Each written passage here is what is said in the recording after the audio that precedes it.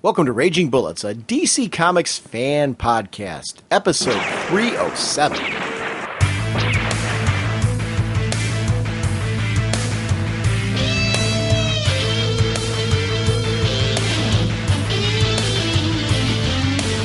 Welcome to Raging Bullets. I'm Sean Whalen, drnorge, and I'm joined as always by my co-host Jim. Sean keeps saying he's going to box me like a Talon. So says the sensei of the whatnot, Segulin, and the Duke of you-know. How's it going, eh? Gonna box you away and bring you back out in 10 years. Yeah, Jim was one of my old co-hosts, and we brought him back for... You know what? If you can give me the same type of immortality, non-aging thing, I'd consider it. Do you think I'm not there's any... saying I'd do it, but I'd consider it. Well, they don't have a choice. That's part of the part you're forgetting. They're like, I don't think they're given the decision of like, hey, do you want to do this? I think that just sort of happens. Well, it just sort of happens to them. Right.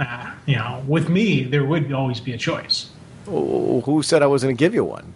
It's the Tower of Whatnot. Yeah, There's always a choice. It's going to be the Court of Norge. Night of the Whatnot. Whatnot. We are proud members of the Comics Podcast Network and the League of Comic Book Podcasts. Sponsoring us this episode is DCBService.com and InStockTrades.com. Over at DCBService.com, you want to make sure that you pre-order World's Finest number 3, written by Paul Levitz, art by George Perez and various. This is regularly $2.99, 40% off, only $1.79. Again, you can get the variant edition of this book for those of you that are collecting variant editions for $12. You can pre-order it and make sure you get that variant edition as well. So that's DCBService.com. Make sure to just check out the amazing offers every month. 40% off new titles. It's just a great deal.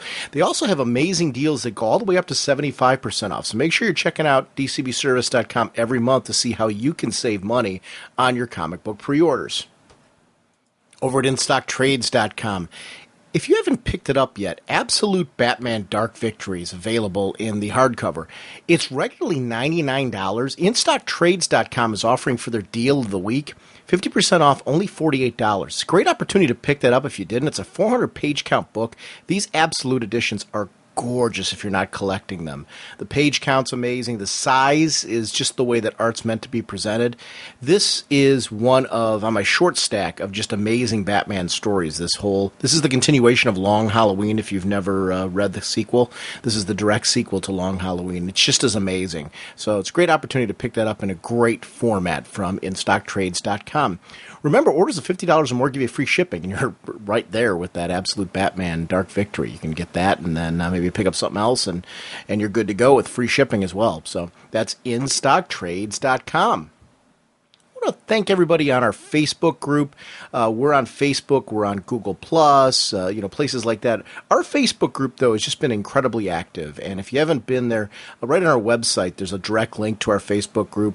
Please join up. We also have a regular Raging Bullets Facebook page, which is in our About Us section. So feel free to do that. Facebook is like our area of choice as far as interaction with our audience. That Facebook group seems to be really active. And I just want to thank everyone who's, it's taken on a life of its own. And there's a bunch of friends of the show now who are posting things. Feel free to link and repost and share things that apply to you. If you're a podcast or a blog, or if there's anything of interest that you think will interest our listeners, feel free to do that. It's a social network. The idea is sharing and cross-promotion and all that stuff. Share your thoughts, ideas about comics, and things that you just think will be of interest. So please feel free to continue doing that. We love having you guys part of the show. Oh, Jim, what kind of a podcast are we? Raging Bullets is a spoiler podcast. We go in-depth in plotline, story twists, and whatnot of the comics we're discussing on the show. So, if you haven't read the books, you may want to come back later so you can better enjoy the show. One thing I want to mention is we're talking on this episode about GI Combat #1. We're also talking about World's Finest #1. We'll talk about Batman #9, Batgirl #9, Batman and Robin #9. So if you haven't read any of those books, you're going to want to wait until you hit this episode. Let's talk some comics. Nice work, Atom. What are these characters up to? Jim, our next chat, actually our first chat for this episode, is going to be of World's Finest #1. The writer is Paul Levitz. Penciler is George Perez. Scott Koblish on inks. Hi-Fi is the colorist in the present-day sequence. Kevin McGuire is the artist. Rosemary Cheatham is the colorist on the flashback sequence. And Carlos M. Manguel is the letterer. Perez and Hi-Fi on the cover. McGuire and Cheatham on the variant cover. Will Moss editor, and Huntress created by Paul Levitz, Joe Staton, and Bob Layton. Dude, I gotta say, when I heard about this, I was excited. Now seeing it deliver really had the payoff for me. This has been something, knowing that we were getting teases to this all along, I loved the way they set this up. I love that we saw Power Girl in Mr. Terrific's series, and that it's her, and that Huntress has been here. They've been here for the whole 5 years. We don't know their whole story. So there's 5 years of backstory with them that we really don't know.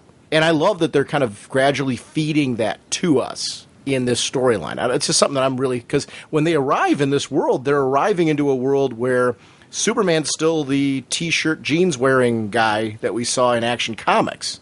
So they really were here for the birth of the DC Universe as we're starting to know it now in the New 52. It's a great book. What do you think about this one? Oh, God, dude, I am just echoing in complete agreement on what we're getting here. This is a fabulous book, and just artwork, story-wise, everything. I was just like, this is outstanding. When they initially announced World's Finest, I'm like, oh, okay, World's Finest, And then when they said Huntress and Power Girl, I'm like, oh, what's going on here? Then we get the Huntress miniseries. I was like, oh, that Huntress is really cool. And that ending sequence where we see Power Girl there for the first time. Well, we see Karen, then we see, yes, she actually is that same person. I'm like, oh, my God. And it was a nice hype, nice build up to it. Nice little tease here, a little bit here, a little bit here. Then, bam, they drop it on us. And we get some great flashback sequences. We get some cool present day moving the story forward. This fired on all cylinders for me. It had every little bit. It gave me a little bit of information, but didn't tell the whole story. So there's still some stuff to come down the line. Still some mysteries we're going to learn about. We're going to learn their current their current plight, what's currently going on with them, as well as just the 5-year process. But as we're getting that, we know enough of them to continue on to have an interest. But we're then jump right into the story. We're going forward. This is 5 years down the line. Power Girl's going to be making her appearance pretty soon. Huntress is already out there. This is a really neat, exciting book. One of the things I really loved is the Huntress miniseries had Helena Bertinelli, or what we thought was Helena Bertinelli. So I thought it was our Huntress from pre-New 52, that they were introducing her into the new timeline and bringing that character in. I love that this kicks off with us realizing that Helena Bertinelli in the New 52 has died. Yeah. So Helena Wayne has took on her identity and utilized it for her own purposes. And I loved that swerve. I loved that they told a great story where she was posing as this person, using that as a way to get her Huntress out there in order to kind of develop her own place in this world of finding justice. Basically building a life not knowing if they're going to get home, which is really the position these two are in. These are the two characters from Earth 2. They are trying to find their way home. That seems to be Power Girl's main focus, whereas the Huntress is kind of carving out her own niche here as being a vigilante, developing like that kind of lifestyle. What she learned from her dad, basically. That's something that's... You get these two characters who are such good friends and so close to each other, but they are so polar opposite difference. Karen is the scientist. Yes, she's got all the, she's Kryptonian, so she's really powerful. But in her heart and soul, she is a scientist. She's looking at the ways to, get home and just, exploring the technology and the various, that style. And then you got Helena, who she was trained for one thing. Her life was trained to be in the bat. It's the vigilante. It's the urban legend. It's hit the shadows, hit the streets, start building up the rep of the Huntress, slow and steady, one thug at a time. And it's just, these two people, they're so different, but you can see why they're friends. You can see the connection. You can see just the similarities and just the common ground that they stand on and the friendship. And, it goes beyond being the only two people from their universe. It goes to a personal connection between them. And that's a kind of a cool story that we're getting our Kryptonian and our Bat. We're getting the two, they truly are a world's finest team up. So I was like, we didn't lose that part of it, but we still personalized it to these characters. This isn't just a retelling of a Batman Superman story. No, this is personalized towards them, and I love that very distinct, very special feel that this title has. It has its own lifeblood to it. One of the things I really like about Helena is I love the fact that she has like the same thing that Bruce has. You hear it, she's more outward with it. This kind of feeling of inferiority to like a Power Girl who has these powers and feeling like she's just the Robin from her world and she's not somebody who brings the same thing to the table that Power Girl does, which I would argue she's just as valid a source of this team as Power Girl. She honestly, they wouldn't have had the financial backing if it weren't for her. But the other thing that she's doing is with these identities she's adopted, in many ways she's discovering what real life is like on this world, how it varies from their Earth. And I think that kind of intel is something that you need a member of the Bat family for. While Karen's busy working on the scientific ends of things and getting a business going and really being more in the public eye as a public figure, Helena's sticking to the shadows and really learning some of the down and dirty stuff that they would need to know as well. They're a great complement to each other. I love this team, and I love that it's not Superman and Batman. I love that it's Supergirl and Robin from that world. I love all of that. I just think it's a great, like you said, it's a special feel. It's a different sort of book. It really, the writing on it, I think, is spectacular. Art is great. I really loved the use of the two creative teams in this. One of the beauties was, and it's not, and I want to be careful how I word this, because I'm a big fan of both creative teams. I love Kevin Maguire, I love George Perez, and I don't want to discount anybody else who was involved in the art chores of this particular book, because it just turned out gorgeous, spectacular team. But one of the things I loved is how smoothly it flowed between the two different art teams.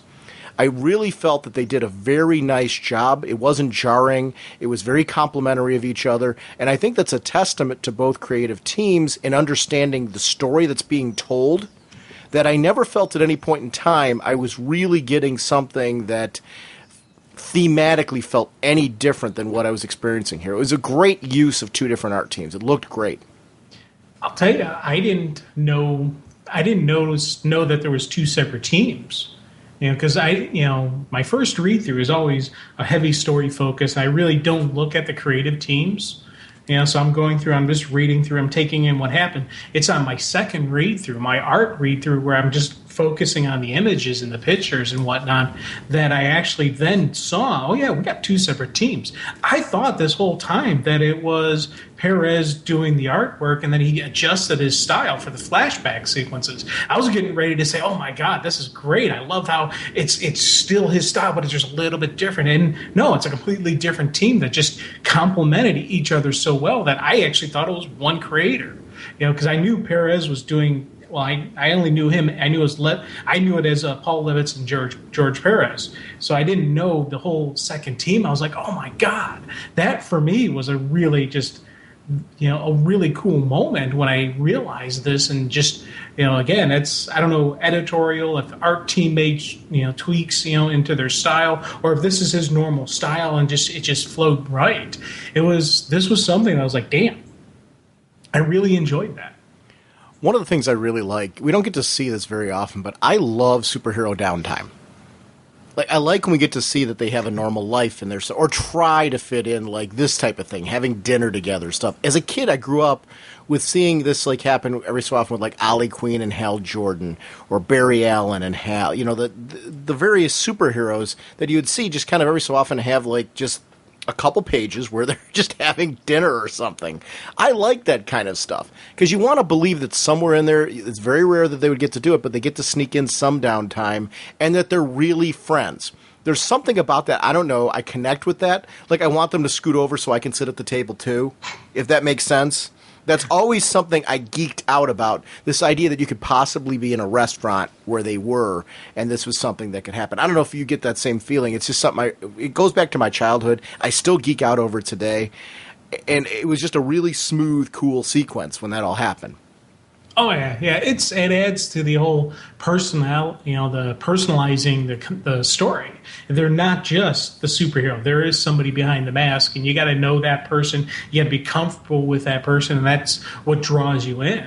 The fact that we saw Helena, when she was Bertinelli in the script, and seeing her deal with her people and her connections and just her side of her, that personal side of her, made when she kicked on the Huntress costume that much cooler. I wasn't just reading Huntress, I was reading Helena. Well, now I find out, there's another little twist added onto it.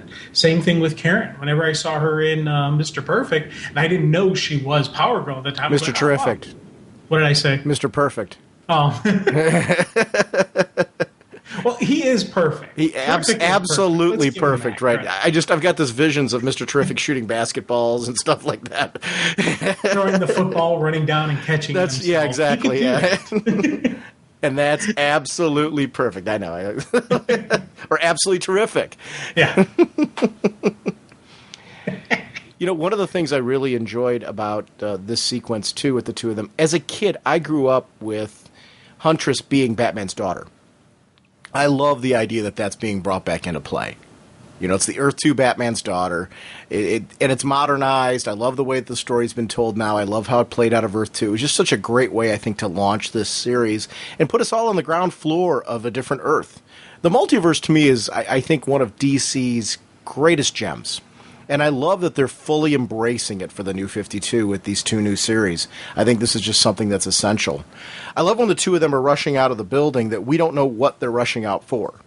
We know it's something for Karen. We don't know. We get to this Star Enterprises fire. And I guess, to see her with her nonchalant nature with the black card that she left there, it really added this sense of urgency to me. Like when you're seeing this fire, like, okay, she left this black card behind, which means money's not something that's her prime concern. So what is? I love the build to that. I thought that was just such great writing. And I mean, I felt like a dunce when they finally showed why she ran into that fire, what it was she was trying to protect, and why she was so close to Mr. Terrific. With what we know about Mr. Terrific, it's kind of like, duh, okay, this makes sense why she would have been posing as just a normal human who was a friend of his, who, they worked together on the business end of things. This would be a great opportunity for her to get technology from this brilliant man that could potentially get them back home. Great use of that series. If you haven't read Mr. Terrific, it's a great way to see like kind of a prequel to all of these events. I thought it was a great series, and I think it's just a great prequel to all this, just to see her and the fact that she was there all along, right in our face. I love that they did this to us. I love it, because I didn't see this coming at all.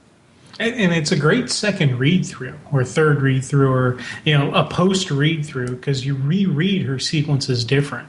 And that was something I kind of enjoyed once I learned, okay, this is really her. I got to reread some of this stuff. And same thing with her running out of the restaurant. Because when she was first doing it, I was like, oh, okay, going with millionaire playboy type of style. And I was like, huh? But when you find out why she's running away, I'm like, oh, okay, that makes sense. She's going to do that because that really is a nothing.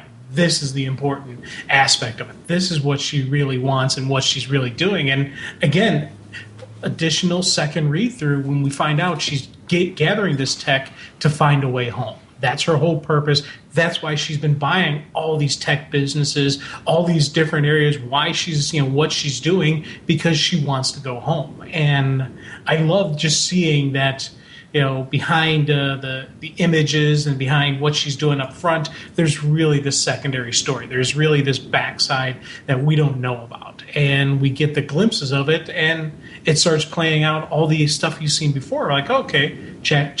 Now I see. It's groundwork, long-term thinking. It's planning and execution.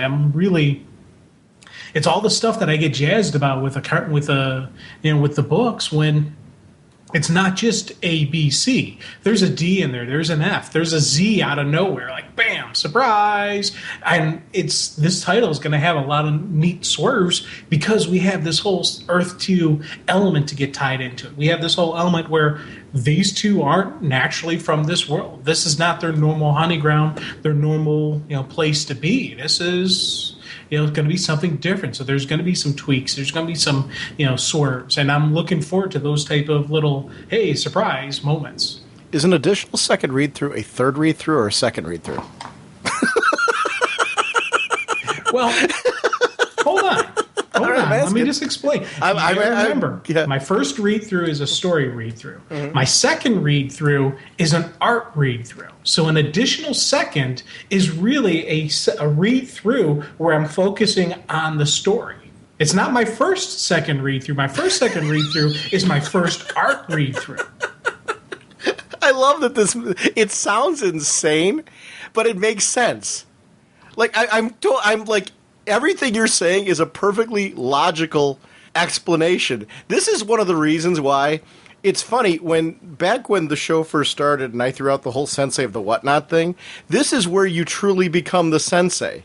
Because you spew out stuff like you should be like, right now you should be like sitting legs crossed on the floor, like with your hands folded, spewing out this craziness because it makes weird, like I feel like I should be bowing to you right now with that explanation because you took something that's so nonsensical and made it sound logical, and it actually is. How do you know I'm not sitting cross-legged on the floor? I don't have a lot of furniture in my house. I believe me, I'm in awe at the moment because I was really passing that off as a joke, and I figured you're going to call me an idiot or a moron, which I am.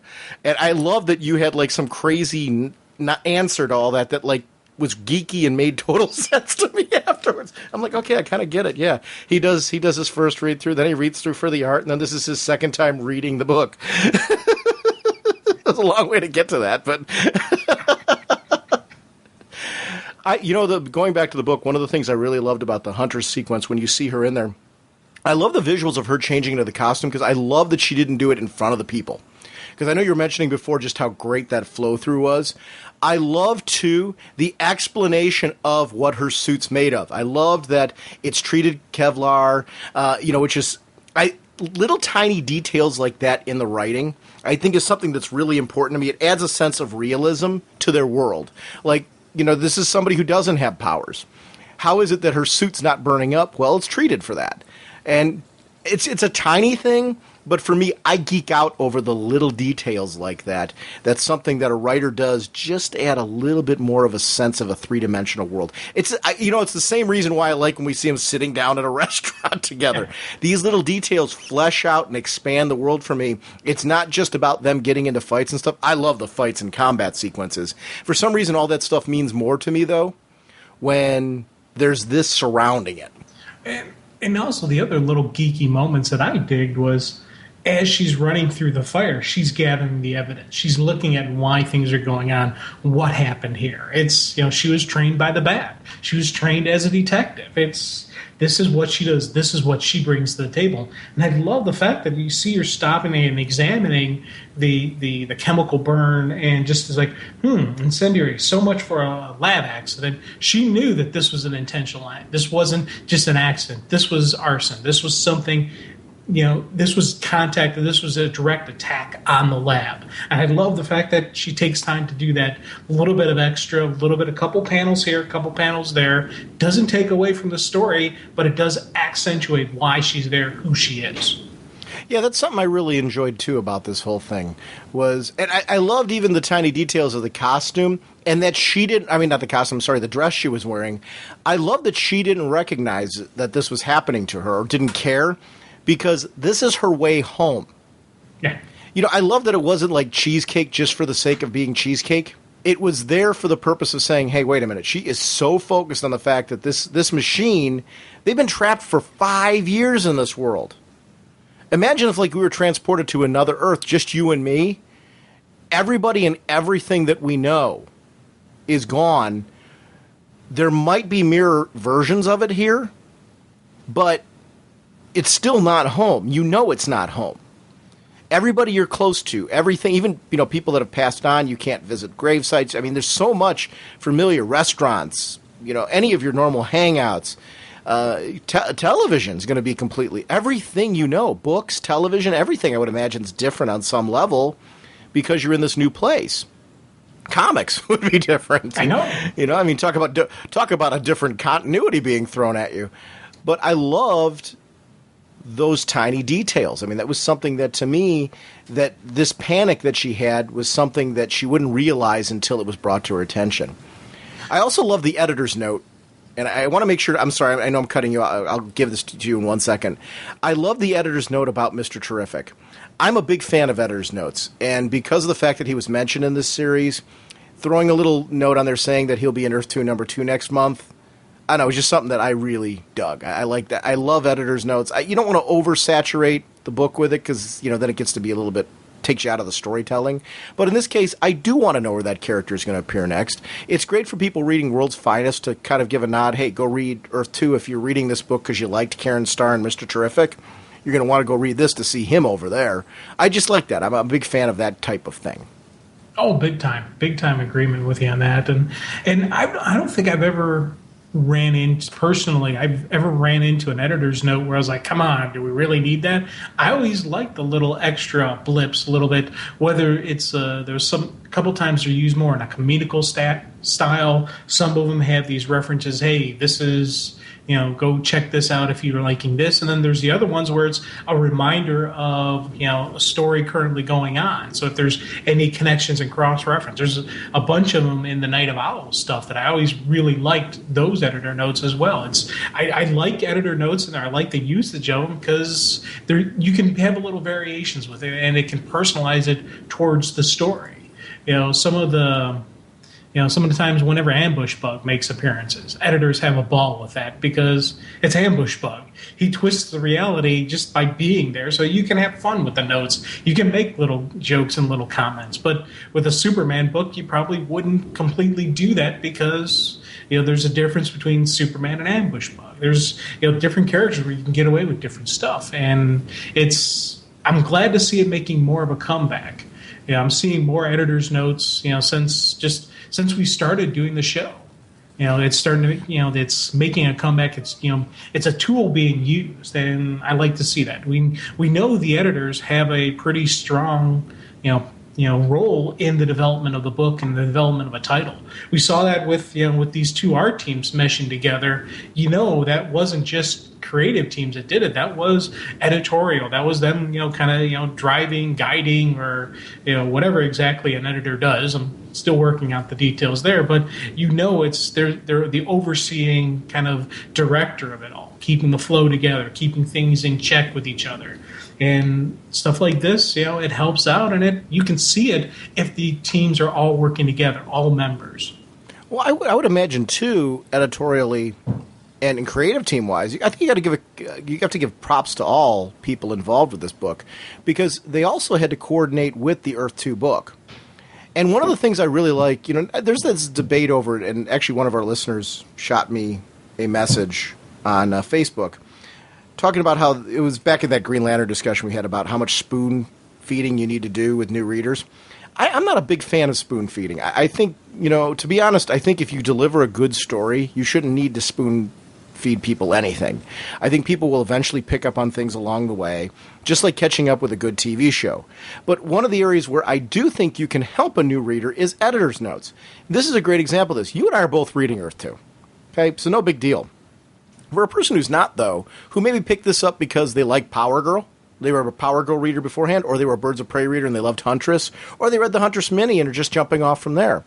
In either of those cases, this lets people know, hey, if you want to see the story of how they wound up here, like what happened prior to this image of them chasing behind what they thought was Steppenwolf, you're going to want to go to Earth 2 number 1. Mm-hmm. And I think that's an important editor's note to have there. I just thought that was really great, simple, didn't overtake the whole scene, and then you just move along. I just think that's really great that they do that kind of thing, and then you just move along. I don't know. And the art sequence here is just really terrific, and I think that is something where editorially and creatively they have to take a look at what each other's doing in both books, because I love that the costumes look like just what Nicola Scott's doing over in those books. I mean, which obviously I don't know how much of that is, do they get the pages from Earth 2 or do they get the original character? Because they make those character designs that we've seen like in the back of Justice League and stuff like that. If they get that emailed them saying this is what Supergirl's going to look like on Earth 2, just so you're consistent with that book.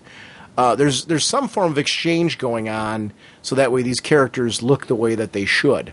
And I really loved the consistency. It was a great feel. This felt like a nice companion book to Earth 2. And same things I said about Earth 2 #1. This book just is really delivered. This is another special book that I think just has just great creative elements to it. I love seeing the whole sequence and the internal dialogue of them, what they're going through as they go through that thing when they thought they were chasing Steppenwolf. And I just thought that whole thing was great. I love that, again, Helena, who is sitting there saying that she's, like the weak link of this team. She wasn't saying that, but internally it felt that way. Am I right? I mean, did you get that same vibe from her? She felt I got the same vibe. But I love that she's the one that saves it. Yeah. She pulls her out of the water and really takes care of getting them on the beach and doing some intel again. By the time Karen wakes up, she already knows, hey, this world's got a Superman. It's not ours, and look how young he is. She's already given some information here at this point, which I don't know, I just really love that. Some dads teach you to swim by tossing you in a pool. Mine taught me by tossing me out of a plane. And, you can't just, boom, right there, and you're like, okay, yeah, that makes sense. It's Batman, okay? And just the whole throughout this sequencing was just a great, again, glimpse at, a female Batman. And this is, I know we have Batwoman, but Batwoman is her own definite personality, her own definite style, her own approach to things. This is a female who is taught by the Bat. Yes, a different Earth, so it's not exactly going to be the same as our Bruce Wayne, but you can still see that, that style. That's still that framework. And I love just that whole sequencing. She hits the water, she's, saves her friend, gets her to the beach, and then just that first line. She's like, it's like, not losing you too. She looks at the thing, breathe, assess, investigate. You can tell that's just something that was probably just, okay, you're in a situation, Helena, what do? Breathe, assess, investigate. It was kind of part of the training where just the little things that, she's going to go right back into Bat mode. And I loved seeing that just, as I said, it's just one little simple panel, but it's gotten me thinking just Helena as a little girl. I want to see those sequences. I want to see the training, the dad training her and how she initially begins the process. We know how all the other Robins are introduced into the mix. I want to know how Huntress got introduced into this. Was it, okay, you're of age now, time to start learning, or did she figure out her dad was Batman? Did she want to start pursuing it herself? And he's like, if you're going to do this, you're going to do it right. You're going to do it by my rules. I want to see those conversations. I want to see that interaction. Also, who is Mom? What happened to Mom? Is that what led to this? I don't know. What led to her being a part of the family business? I mean, I'm with you. I want to know all those. I like that we don't know. Like, this is storytelling. I talk about building anticipation. Not only do I want to follow them present day, because I just dig the two of them together. I think it's just really this has been a great introduction to two friends. I'm all buddy cop. I love that kind of stuff. And I love that these two girls, it's everything that I really love. It's what I loved about the Power Girl series. I loved Power Girl and Terra. I loved Huntress and Birds of Prey. I like when they put these characters together the same way that I like a Hal and Ollie together and stuff like that. This is like a Brave and the Bold, World's Finest Team-Up book. And we're really, one of the things I like about these characters not being in their own solo series is that you can have a lot of these personal moments because their story is being completely told in this book. So that's a great advantage, too, of it not being Superman and Batman. You can do this kind of stuff. It just works great to me. I like, too, that there actually is a reason why Huntress doesn't... Because I'm guessing she really doesn't know if Bruce Wayne is Batman because of Batman Inc. Yeah. Is Bruce Wayne on this world really running Batman Inc. and there's a bunch of Batmen under... is he never, been Batman?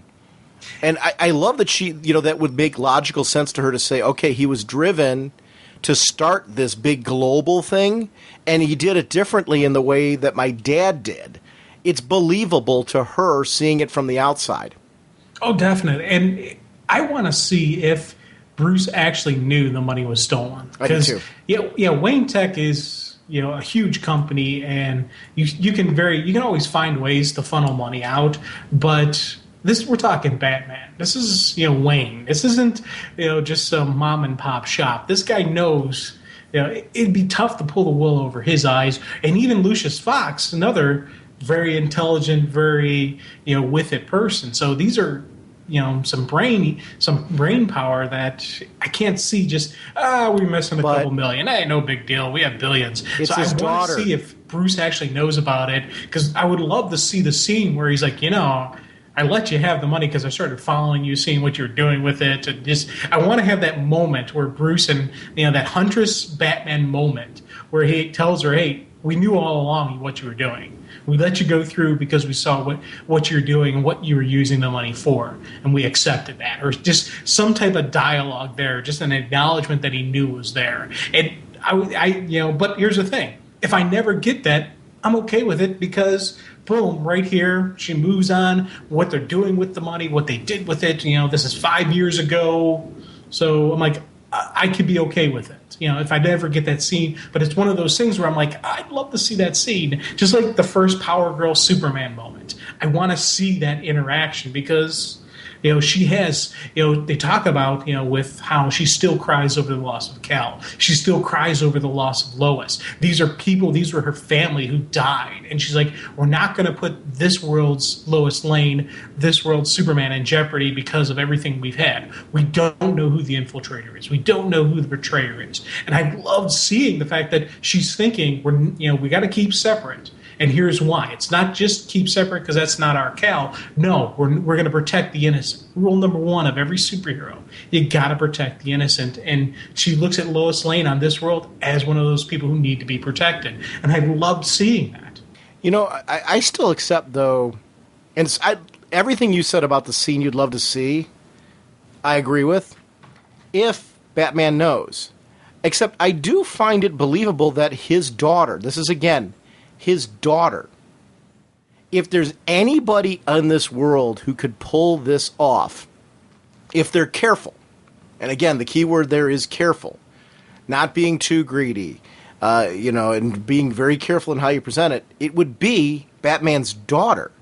I guess that's what I can accept it being that way too. And that's not disputed. Like everything you said, I'm like, I would love to see the scene where Batman reveals that he knew and that he was tracking them. But there is that other part of me that could totally believe that his daughter would be the one. If there's anybody that's going to sneak one out underneath him, you want to believe that Batman's daughter's going to know how to, because she was trained by him, an older him. Or I'm guessing an older him. So I get, I don't know how old the one is on Earth 2. I guess I'm assuming it's an older Superman, so it'd be an older Batman, except our Batman here I'm taking to be a little bit older than our Superman here, right? Yeah, our Batman's a little bit older than Superman, but I took Earth 2, Superman, Wonder Woman, and Batman all to be older than our current version. Yeah. In a way, I sort of looked at the reboot, the pre-New 52, that age of Batman, that age of Superman, that age of that's how long and how mature they've been at the game. I 110% agree with you. And that's one of the things that I really like about this. That's where there's a believability that she could pull it off. Because she was trained by her dad. So if there's any one person who would know Batman well enough, or Bruce Wayne well enough, either case, because she's accepting that this Bruce Wayne might not be Batman, but accepting the fact that he would run Batman Inc., so we still got to be careful in how we're pulling the wool out from underneath him, it would be her. Oh, yeah. Yet, I'm going to put a disclaimer on there and say that I also believe your option that you presented is very much a possibility, and I'd love to see that too. So I could go either way on that. I don't care which way they go with this. I just believe both options, and as a fan of this book, I want to see what is it. Yeah. And I'm agreeing with you completely on that. If she was able to pull it off because who she is, hey, that makes sense. Yeah, she's careful, she's meticulous, she's got the training, she knows how he thinks, and even if it is different Earths, there's still some commonality to both their mindsets. So yeah, I wouldn't have a problem at all if she completely got away with it without him even knowing. It's one of those things where I was like, that'd be kind of neat. Yeah, that'd be a kind of a neat moment just to see, or even just because we keep talking, we mentioned a couple times, who's the mom? if I go the entire time with this and we never learn, I probably would be okay with it because it's however they bring it in, how they pull it into the story. Yeah, I want the creative team to be comfortable with when they reveal it, but I still really do want to know. It's I want it to be somehow told, even just little subtle clues. You see her, looking at somebody or tracking somebody and just stops, or the whole close the computer at the last possible second when somebody else walks in the room. It just, those little moments that kind of give you little teasers as to who is her mom. Because, everybody, you think is it Catwoman? Is it, any Vicky Vale? Is it any other Talia? Is it Talia? That'd be another cool one. Options. Had a girl this time instead of a boy. Hey, there you go. There's a lot that could, come out of this. And I want to know, but I really do want it told in the story. I don't want it just being a quick flashback blip. I'd like it to be a long play, a slow play, a nice little tease here, tease there, build up to the climax. Bam, here you go. Here's the mom. Wow, holy crap. Well, those are the kind of things I'm looking forward to in this book. Well, what if she has to face this world's version of Mom? Exactly. And that's how we discover it. Oh, yeah. So I don't know. I think that there's a lot of options on how this can go down and be played. Now, what do you think's driving her to be Huntress here? Because, obviously Karen's big focus has been on getting to the tech. And that's been her goal right now. That's what we've seen her doing a lot of this time. I'm guessing it's because of Dad's death she's trying to carry on his mission, and the only way to do that is to do it here, right? This is who she is, man. This is what she's trained for. This is her life. She is the vigilante. She is the huntress. She can't put Bat in the title or anything like that because they have to keep themselves separate. But this is what she's trained for her whole life. This is it's like asking an eagle to run. To walk across the street. No, he's going to fly across. Why? Because it's an eagle. He flies. It's what he does. She is the huntress. She takes down the thugs. She takes down the vigilantes. She is a vigilante taking down the thugs. This is part of her personality. And for her to push it aside and to ignore it, she would be, a piece of her wouldn't be there. Whoa, you okay? Found the saboteur. Was that obvious? I loved that sequence. What I love about it is this book has a great balance of humor that doesn't take away from the intensity of a situation. The humor comes from, in those intense moments, two close friends trading like a little bit of a tongue-in-cheek moment. It's a familiarity, and it's a comfort level that the two of them have, knowing that with the other one there, they're somehow stronger. I feel that with these two. I feel the relationship is such that them being there together, they draw off each other, and they somehow make each other better. Yeah. That's always been the concept of World's Finest for me. My favorite World's Finest stories have showcased why Superman and Batman have been two characters that up each other's game by being together. They draw off of each other's strengths. This is very much what I'm seeing here with these two. I love the classic feel of it. I love the nice mix. Again, same thing we said with Earth 2. It's got a modern flair, but it goes to the roots and the core of what made the classic concept of these two characters cool. I don't know who this Kaku guy is, but is that who they were following? On one hand, I was thinking, yes, it was, because he's got the same type of glow, but I'm like, this can't be the same guy. This is probably, someone just from this world, True. From this existence. This is a new villain for them to deal with right here and now. Whoever they were following, that's going to come out later. Now, here's the question I have, is whoever they were following somebody from their Earth who came here too? So there's another Earth 2 person over on our world, maybe a bad guy? I was thinking it's one of Darkseid's minions. What if it's not? What if it's a villain from Earth 2? That'd be cool as well. Because they did make a point to say that it's not Steppenwolf. Yeah. Which to me made me wonder, what if it's... And I agree, first of all, I'm not saying you're wrong on your assumption that it might be one of Darkseid's minions. It's great. But they said, wait, what? Who's that? Boom tube, someone appearing... And then a question if it was Steppenwolf, and they said that it's not, right? No, I don't know who. So when they all go through together, if it's not Darkseid or one of Darkseid's minions, then who did get over on the other? I don't know. I'm curious about that. Yeah. The one thing I was thinking, and this is just, the concept I was wondering is, what if that boom tube or whatever it was generated just happened to generate right on top of a normal person? And the whole process, kind of mutated them, augmented them, changed them. So now we have this normal person who now has these powers, who's in a completely different Earth. Whereas these two were able to adjust to the world here, that person probably was completely crazy and just, couldn't deal with it. Couldn't deal with the change, couldn't deal with everything, couldn't deal with these sudden powers. And you're like, hey, surprise, guess what? Boom. Now, I love that you basically just explained it as, what if it's just Ted from Earth 2? Yeah. Hey, it's just Ted. Well, and it's now Ted who's now probably super powered or supercharged. Or Why? It could be this Haku guy. He could be Ted from Earth 2 who's now something, little radioactive touch. Why? Because he went through because Helena didn't wind up with powers going through the boom tube. Helena went through in the plane, and the plane fragmented while she was there. So the plane had could absorb the energy. Plus, Helena wasn't there when it initially went boom, when it initially opened up. Boom tube technology. That's when it was. Boom tube tech does not give powers, though. Not normally. Well, no, but I mean, look at Justice League. The boom tube's been used many times by Cyborg. Yeah. And it doesn't grant powers to people all of a sudden because they go through the boom tube.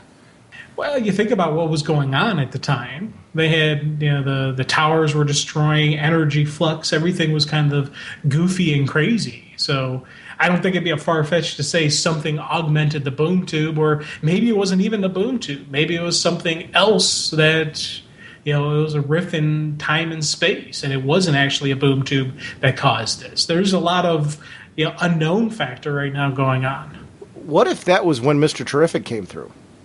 Yeah. What if that person came through to their side versus going through the other? Yeah. What if that is Michael Holt coming through? Dude, that'd be awesome. Again, another really cool explanation. I don't know. I like all. I mean, any of those choices. And I mean, let me clarify something else too. If you're right, and there's some crazy charged up reason why somebody has powers that if it is Ted, and he winds up being a Radiator Man or somebody else, I'm not going to have an issue with that.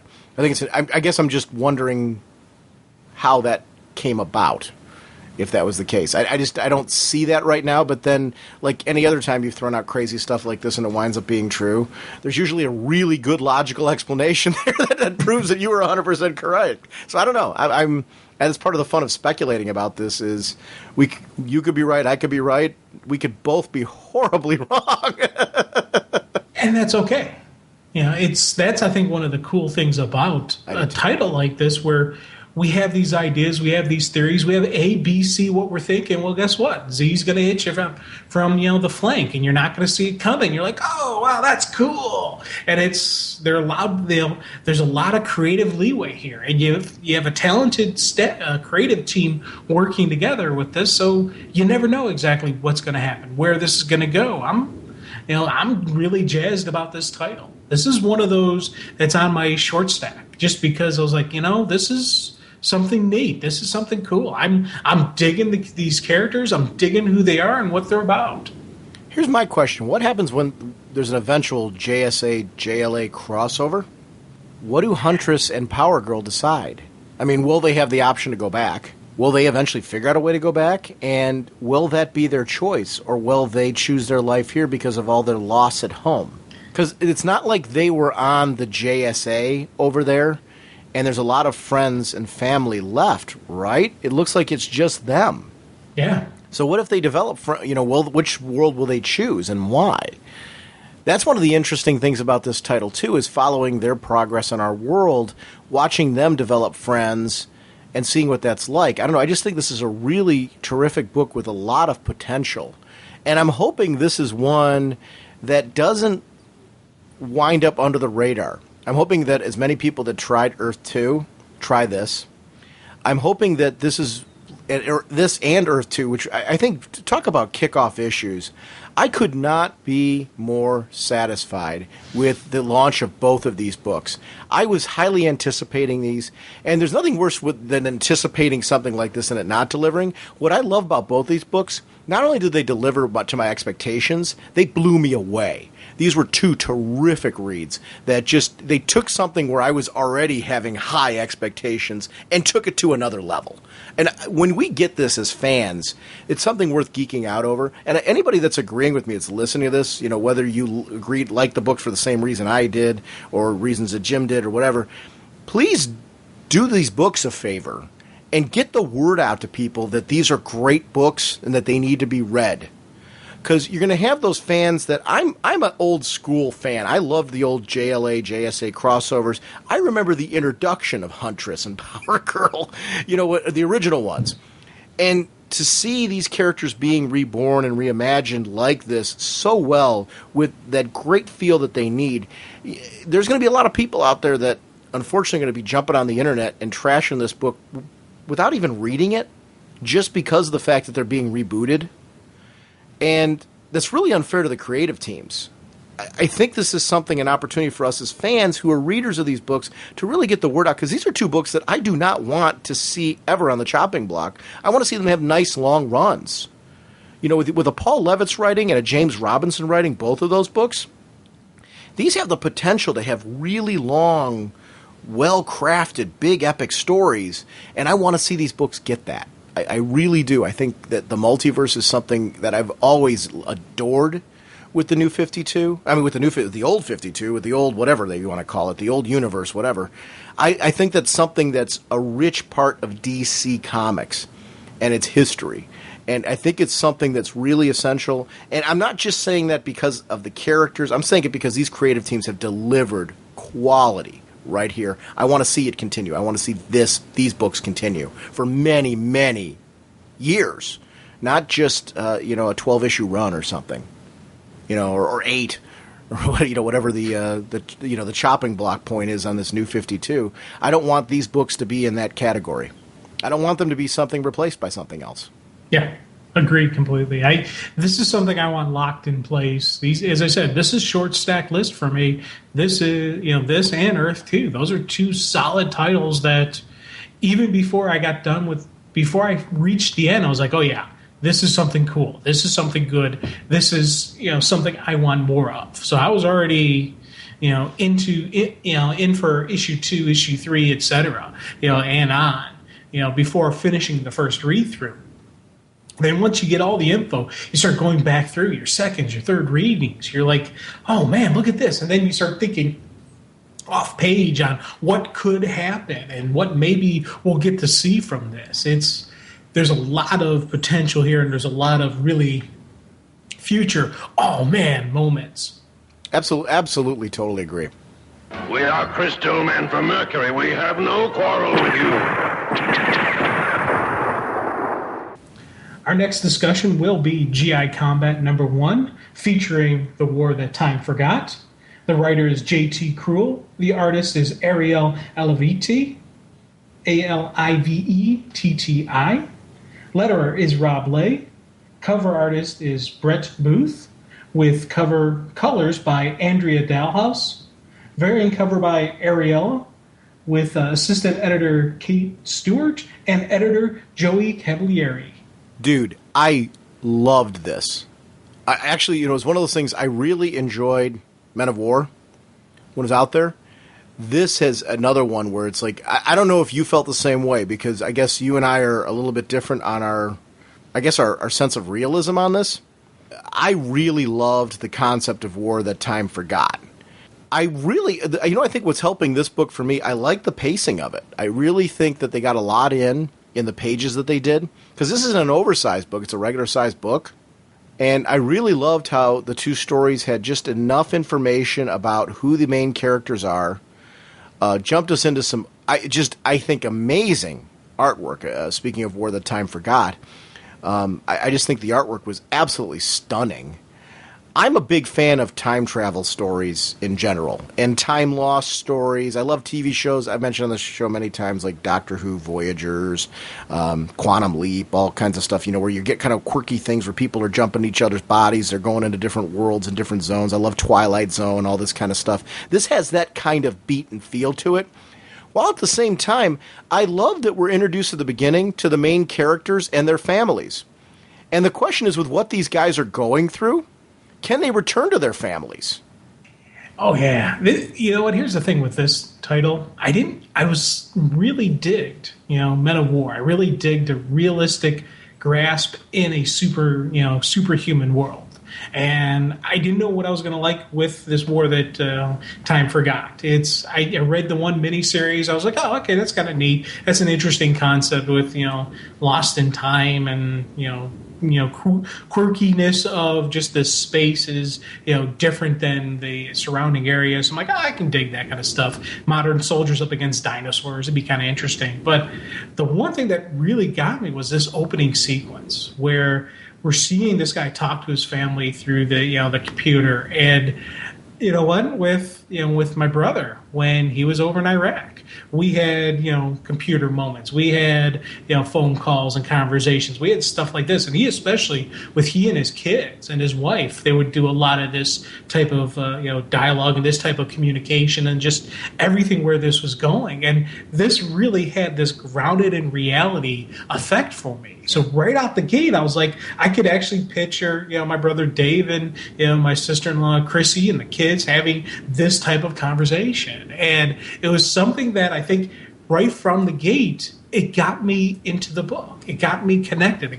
There was a personal connection and a personal touch to this. So whereas on paper, I was a little bit more leery of it. When I actually started reading this, I was like, this is something cool. I'm digging this. I like, this personality. I'm liking seeing who they are. And when the action, when it hit the fan, I was worried about this guy. I was worried about his buddy because I figured he's the main character. He's probably going to be safe, but his buddy, I don't know. That's the sidekick. That's the partner.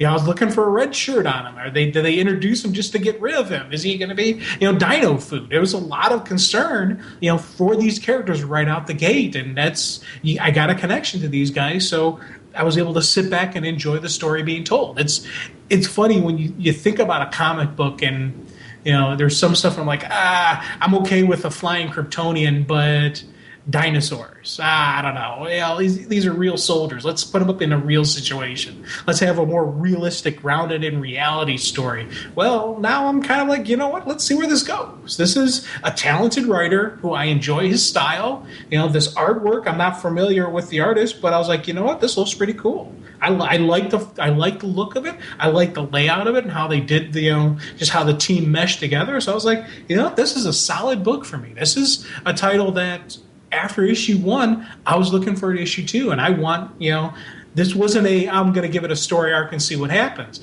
I'm already locked pretty much into this story, and we're not even getting into the second story, The Unknown Soldier. I'll go on that one as well. Oh, I can't wait to talk about that one too. That's what I'm really chomping at the bit on. But this was a solid, good story, and I'm like, you know what? This was a great intro. This was enough action to keep you going, but it laid enough of the groundwork for where the future is going to go to. And, it's right out the gate. This was hitting. One of the things and let me clarify first of all, I liked Men of War. One of the things that I really wanted for this series, though, was for it to be different enough, because obviously that series got canceled because of numbers. So if they're canceling that series due to numbers, I was hoping that this would be different enough that hopefully this has a chance to succeed, if that makes sense. And it delivered that. I think it's got a different enough tone. It's got a little bit more sci-fi to it. I love that it's not an oversized book, just because I think that the oversized, I don't think it's oversized, is it? No. It didn't feel oversized to me. It's one of the things that I really liked about the pacing of this storyline was that I think you get to really know these characters in a short period of time. That's really drastically important, to take two people in all of the craziness that's going on and make us feel like we want to follow these guys and see what's really going on with them and how they're going to survive in this crazy nonsense that's going on between them. I was so worried one of the two of them was going to die. Yeah. And I so didn't want to see that, and I'm glad that with getting introduced to these two, we're seeing everything through their eyes. I like running buddies. I'm a big fan of that in a book. And when you right away take two guys, and like you said, that great sequence with the family where you've got his buddy joking around with him right there, that type of stuff is really important to get my comfort level going. Then you throw them in a whole world of crazy, you got me. I mean, because I want to see what they're seeing. I thought the artwork was absolutely stunning.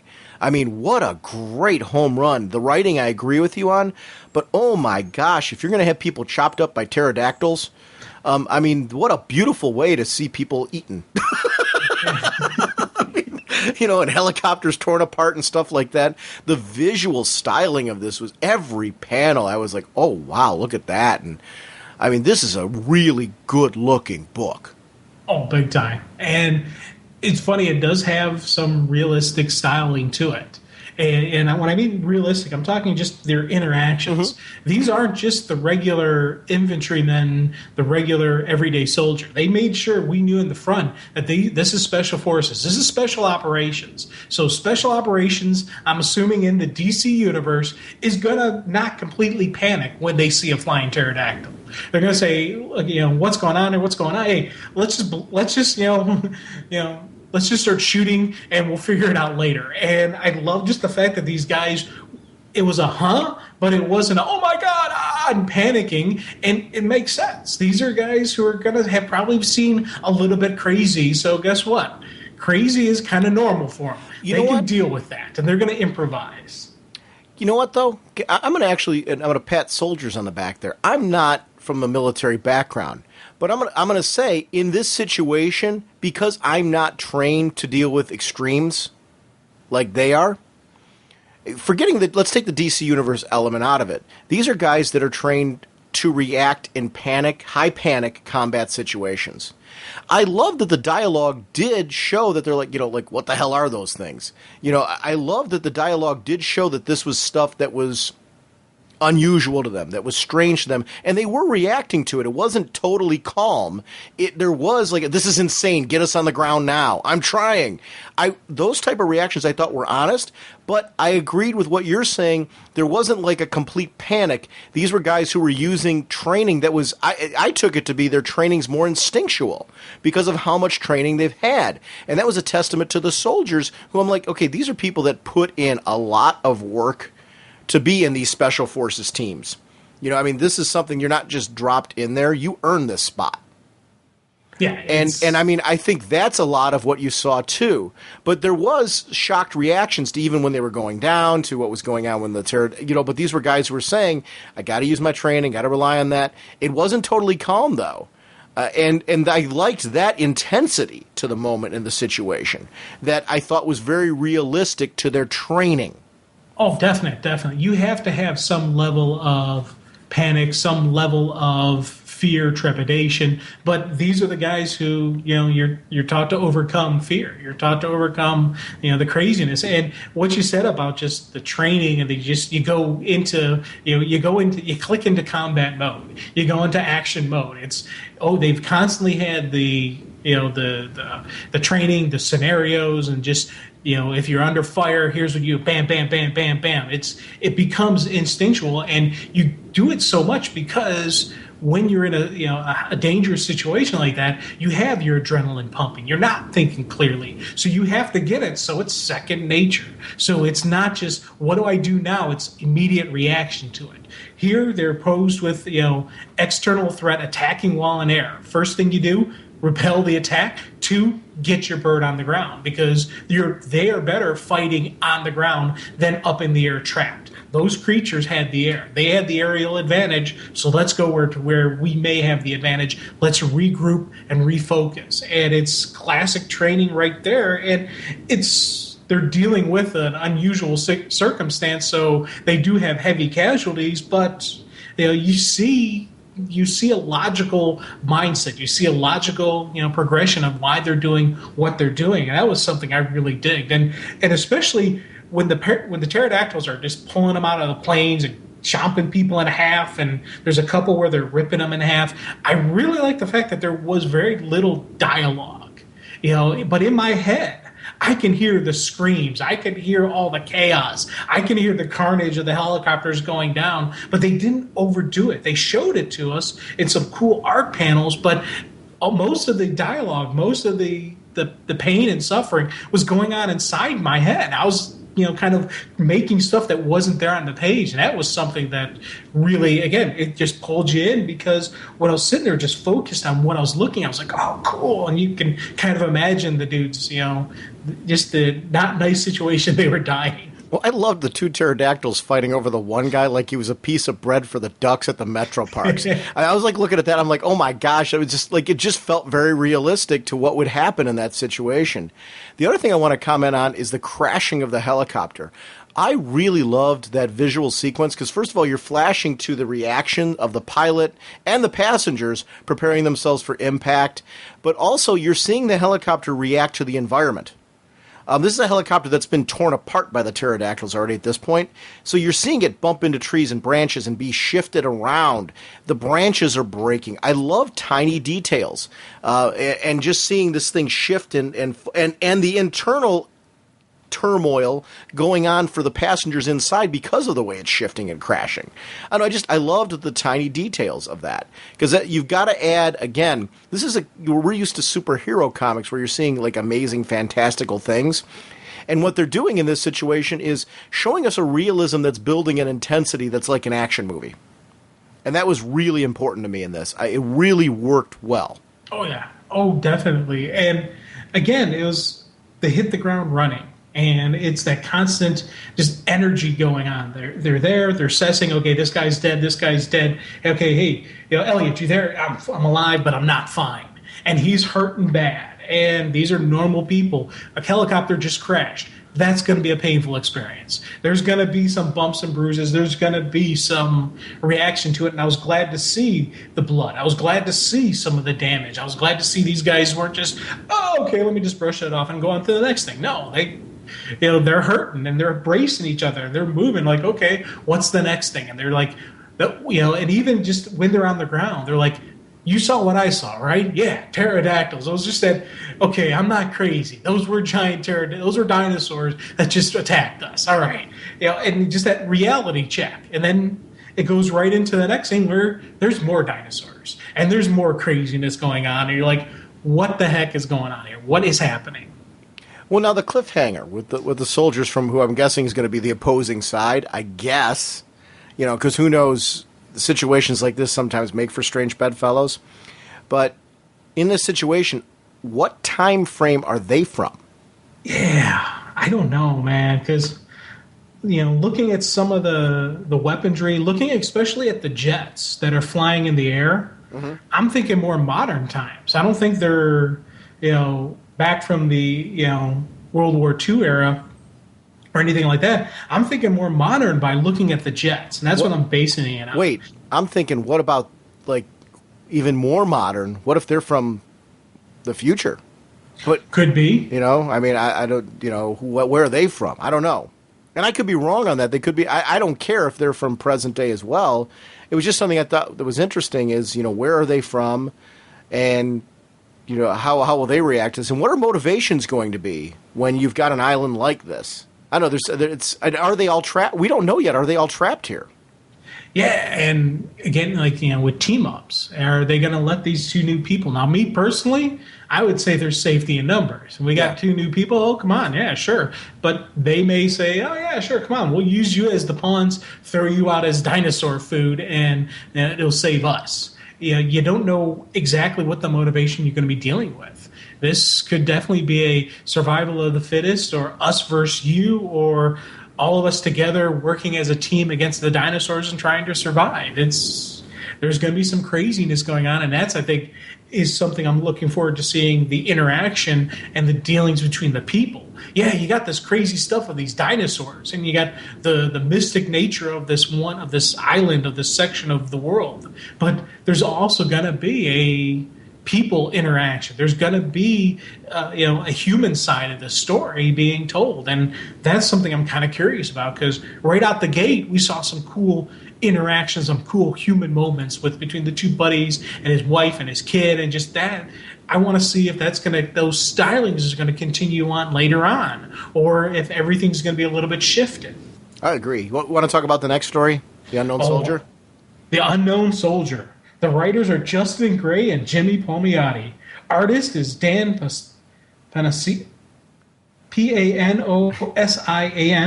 Colorist Rob Schweiger, with letterer Rob Lay, assistant editor Kate Stewart, and editor Joey Cavalieri. Dude. Now Rob, I don't know if it's Schwager or Schwager. I don't know which one it is. He's done a lot of work on Jonah Hex. Really love this colorist. I love his sense of environment and mood and tone. So just somebody who kind of stands out for me as being a colorist who I really dig. The whole creative team on this one hit a home run. It's funny. I came to the dance really excited for and loving, and I did love every bit of The War That Time Forgot. Because of the writing team, I was excited for Unknown Soldier. This is a great example of a story that delivered beyond my expectations. And I love when Gray and Palmiotti do this, actually the whole creative team. Because this is, I got to be honest with you, this whole GI Combat book, super excited for this book. This is a terrific title. And this Unknown Soldier just kind of, I was in the back of thinking, well, okay, there's a backup story, Unknown Soldier and all that. Whoa! Every bit as good as the main story. Oh, definitely. And it was... This story, I go through the first one. I'm like, yeah, this is pretty good. Then this one just hammered it home. Mm-hmm. This was like, oh, man, because this is kind of more of the combat stories that I like, where it is a more realistic centered. I really wanted, a regular everyday story. The everyday soldier that is out there right now, whether they're home now, whether they're overseas or wherever they are, whatever they're doing, there are some neat stories. There are some neat adventures that real life people have had to deal with that I would love to see on paper, and I would love to see a great creative team and an art team just put it down and actually tell the world some of the stuff that they've gone through. And this one has a little bit more element of realism. There is a little bit still storytelling, because there is a bit of the unknown factor, and there's a couple stuff. If I was going to go from a pure realism, pure non-fantasy related, there would be stuff I could say, oh, they wouldn't do this, they would do it this way. But in reality, I'm not even looking that way. I was looking at this story, I was like, dang, this is awesome. Then this was making me think, man, I wish we had even more stories like this. We had more combat soldier stories. And this was wow. This was a really hit home. This was a story that I was like, man, this one, it's the great creative team, but two, this is the kind of combat story. This is the kind of thing that I was really hoping for and really enjoying. One of the things I really liked about this particular story was the fact that we see the soldier from everyone else's eyes. It kind of made him more of an enigma because they were seeing him that way. He was going off and doing these amazing things, these amazing feats, and it was really protecting them. He was driven to do these things to break, stop all these injustices, and really just he became this overriding symbol. Even when he's I loved him on the horse. I thought that whole bit was just very iconic looking. And that, to me, is the Unknown Soldier always should be an iconic character and be portrayed and painted in that way. And I love that, they don't always know everything that he does. They just make assumptions. Because of when he comes back and he's successful, obviously he had to have done this, and this. And I love that we know his backstory. How, because of the fact that they were able to pull from his fingerprints, they were able to figure out who he is, the fact that he was in England, what happened to his family, and the explosion and how that drove him. I like the backstory of it. That we got to see how he got disfigured and scarred, and why this guy would continue to kind of withdraw into his training and to his mission, because he's got nothing else. That is who he is. That is what he's all about. That is his drive, because he lost everything else of importance to himself. If you had told me before reading this that we were going to get his backstory in this first story, I would have been like, oh, really? I would have kept the unknown factor, keep it more of a mystery. I'm the exact opposite now that I've read it. Oh, yeah. Now I'm like, oh, man, because it wasn't so heavy focused. There was a couple pages in there, and it just boom, here it is. But it so adds to the action, adds to what he's doing, why he's doing it.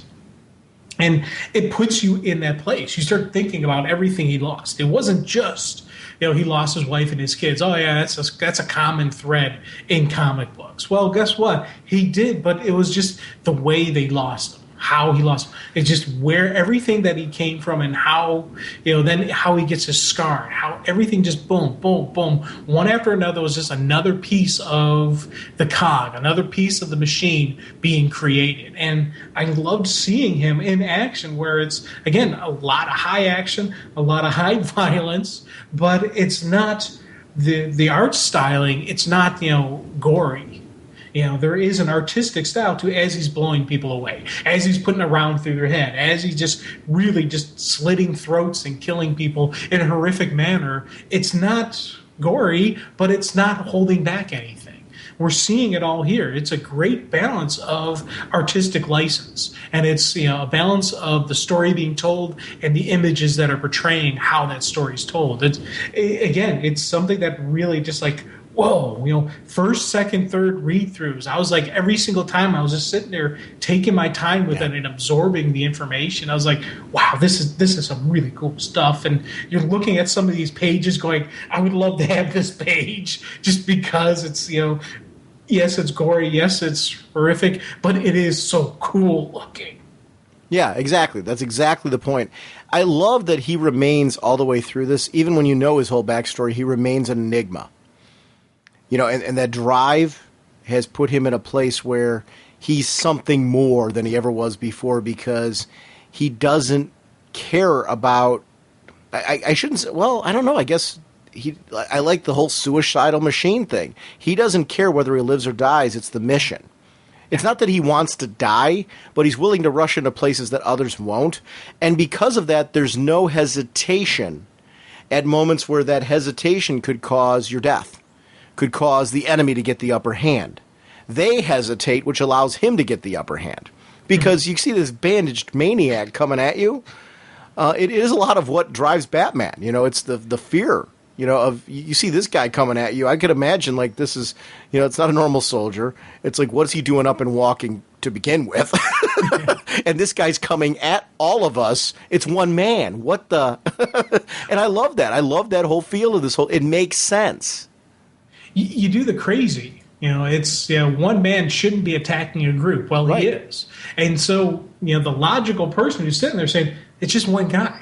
And they're looking for something else. They're looking for some other reason why one man. So there's a hesitation, and there's no hesitation. It's pure focus, pure. This is the mission, and I like the fact that he's not. They call him the suicide. They call him a suicidal, killing machine, and I don't take him as being suicidal. He doesn't care if he lives or dies. Yes, completely agree with that statement, but it's not. To me, a suicidal is someone who wants to die, and he wants to die while he's fighting. This guy doesn't want to die. He just wants to kill. He is a pure killing machine. This is what he's doing. What? This is his focus. See, I'm going to take it a different way. It's not that he doesn't want to die. I don't think he thinks about it. I don't think he cares. That's not his focus. I don't think when this guy's on the battlefield, he's thinking, oh, my God, I'm going to die, I'm going to die. That's what my point is. That's not a priority or a concern of his. I don't think he thinks about it. Right. He goes and rushes in there, and it's not I don't want to die. So I'm going to kind of correct. I don't want to say I'm correcting you. That we're seeing this guy the same way, but I don't think this guy has that thought. Exactly. And we are seeing this guy the exact same way. We're just saying it differently. For me, to put the term suicidal killing machine, suicidal means he's thinking of death. Right. Whether it's I want it or I don't want it. He's thinking, this guy is a killing machine. Death is not a thought. Just go in there, do the job, do the mission, kill the enemy. He's focused purely on that. Death isn't even entering his mind either way. And so he's the machine. It's the perfect machine that's just going forward. And that was something that really, because you could see that in some of those action sequences where it just boom, boom, boom, boom, boom, dead, dead, dead, dead, move on. And you're like, bam, I love that. He is the kind of guy you would send on a suicidal mission because he's going to focus on the mission, not the danger. Yeah. And I think that's the difference between this guy and somebody else who is more focused on that.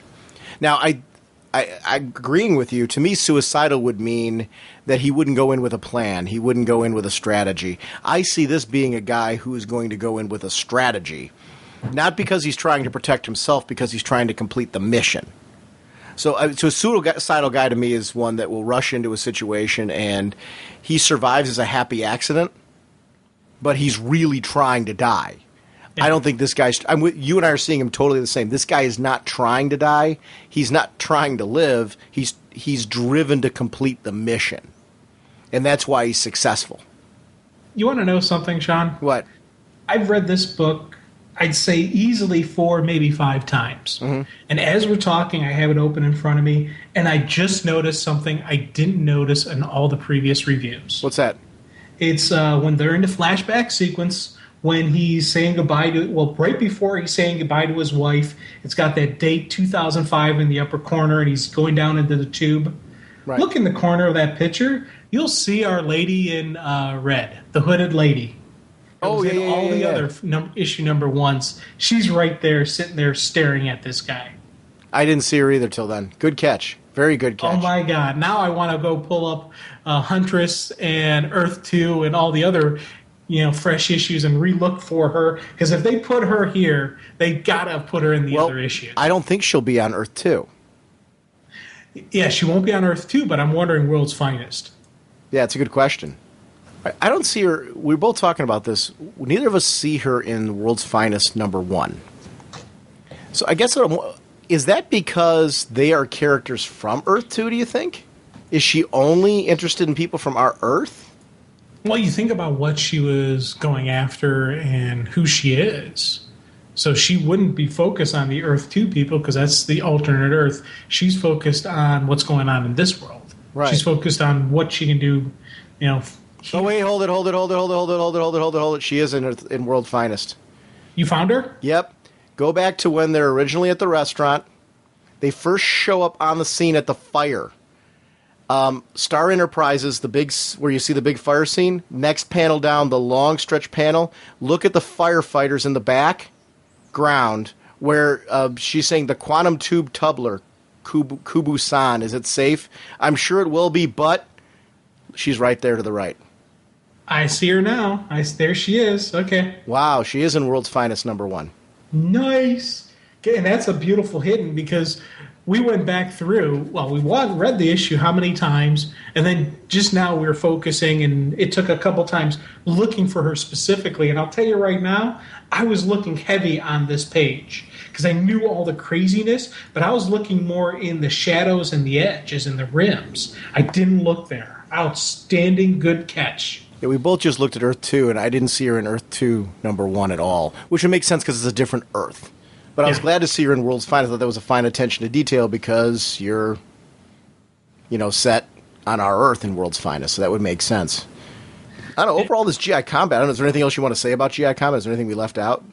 I don't think so. I think we're good to go on that. This was a really cool story. This was something that I like these two together. You got a little bit more fantasy, and then you got a little, I want to say a little bit more based in reality, even though there is a fantasy styling to it. Unknown Soldier, for me, does have a little bit more grounded in reality, but it's still not completely, realistic. It's still not, there is a element of story being told there. And I think it's that nice balance of, yes, I could see an actual real human being doing this, but there's always little other stuff like, I don't know about that, I don't know about this, but you know what? It's acceptable, it's good story, and it's a powerful story, and it's got me locked in as well. This is a title that I didn't think I would be as passionate about as I am. And I want to know where everybody goes here. I want to know where these characters go. I want to see what's next. Totally agree. It's a great book. Really good. I got to say, with this second wave, I've really enjoyed everything so far to the second wave. I think they've just been home run hits. So as far as launching new titles, they've really done a terrific job. There's a lot of books I'm very protective of out of this launch. that I thought, like, I was really sad at the books they were canceling, but then they put these out, and I'm like, whoa, okay, good move. And I mean, that's no insult to the previous titles that were there. I was really digging everything that was before. I'm glad that I feel like the books, the last thing you want when they cancel titles you were enjoying is for them to be replaced with titles that are lesser experiences. And I think that they've really done a terrific job at putting these books together where I felt like I was losing something. Now I feel like I'm gaining something. I like that my shift has come to, now I'm gaining something with these titles. Green Lantern, let you and I destroy that space junk. Hey there, guys. It's Don Sanderson. I haven't talked to you in a while. But I just saw the Avengers movie this last weekend. I guess it was the second weekend it was out. And I was completely blown away, as I guess is most of the world, because it's the best movie of all time as far as money grossed and whatnot.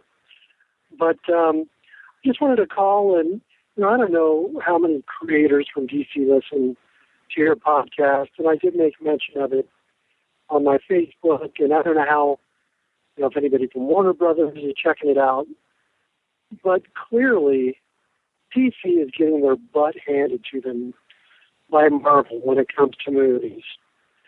And, I have been a tried and true, diligent comic book buyer for over 35 years now. I'm investing money and heart and everything into DC.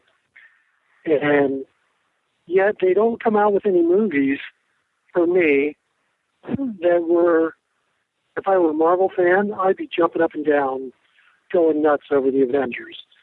It's like, the Justice League of the Marvel Universe. And it had everything that you would ever want in a movie like that. And I'm sorry, I don't care what kind of nonsense is out there about, we can't get the rights to Wonder Woman or whatever. If you've got a movie that's going to gross, billions of dollars, anybody can be bought. The Wonder Woman estate can be bought. The Batman estate can be bought. You can convince these people, we'll make this movie the Justice League, and you and your families will never have to work for the next 20 generations, kind of thing. I just don't understand what the deal is.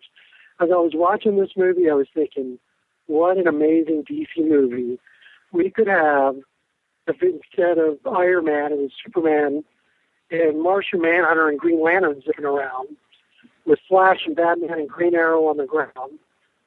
And, and Wonder Woman, and just, Supergirl or whoever we care to put in this, the Hawks, the whole 9 yards, it would destroy a Marvel movie in box office success if they would just get off their butts and do it.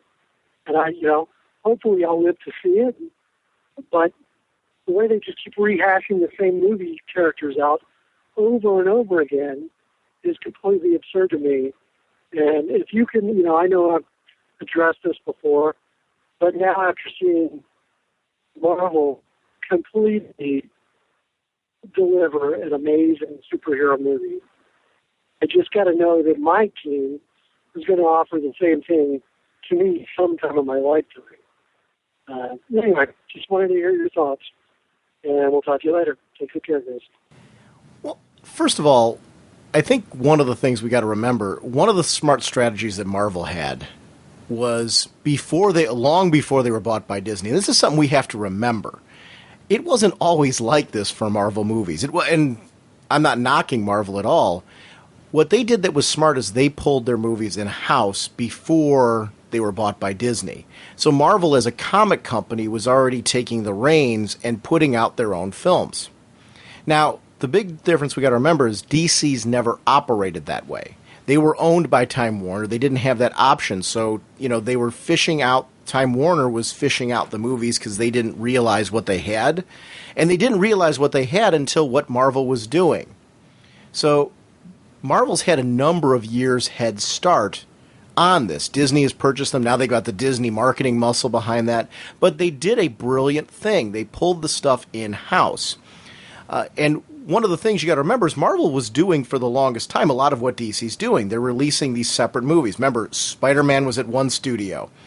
X-Men was at another studio. Daredevil was doing its own thing. Elektra was doing its own thing. Now, I was a fan of the X-Men movies. I was a fan of the Spider-Man movies. But they were doing this kind of separate thing. Now, some of those movies were more successful than the others by both fans and by the community. But then they did this smart thing that they started doing with Iron Man and the success of Iron Man. They started linking these movies. That's something that I think has been really good for them. Now, I don't know that Spider-Man's going to be linked with all this. I think Spider-Man's still separate from this Avengers line of movies that they've created. But the smart thing they did was when they launched Iron Man, they said, okay, let's, eventually they put a teaser to things like Thor. And they put a teaser to things like, and, these movies all linked to Thor and then Captain America. And then, I think this was really a smart move to link these movies together. And they put the Hulk in with the Avengers movie. That was a great way to introduce a brand loyalty. And I think that's something that Time Warner, I should say, not Time Warner, just Warner, has to, as a company, realize, the DC Entertainment, I should say, because that's what the company is called now, DC Entertainment. They need to do something like that, linking these together, even if it's at the end of the movie, just, that simple little thing at the end of the movie. I think they're trying to do that. They try to do it with Green Lantern. Yeah. And I liked Green Lantern. I'm an advocate for that film. I thought Green Lantern was terrific. The Dark Knight movies, you can't argue with, but these are separate entities. They aren't linked together. I think that the head start that Marvel's had is the reason why you're seeing this paying off now. This wasn't something, though, that they did overnight. This isn't something where DC can, even when they formed DC Entertainment, Marvel took many years to put this together.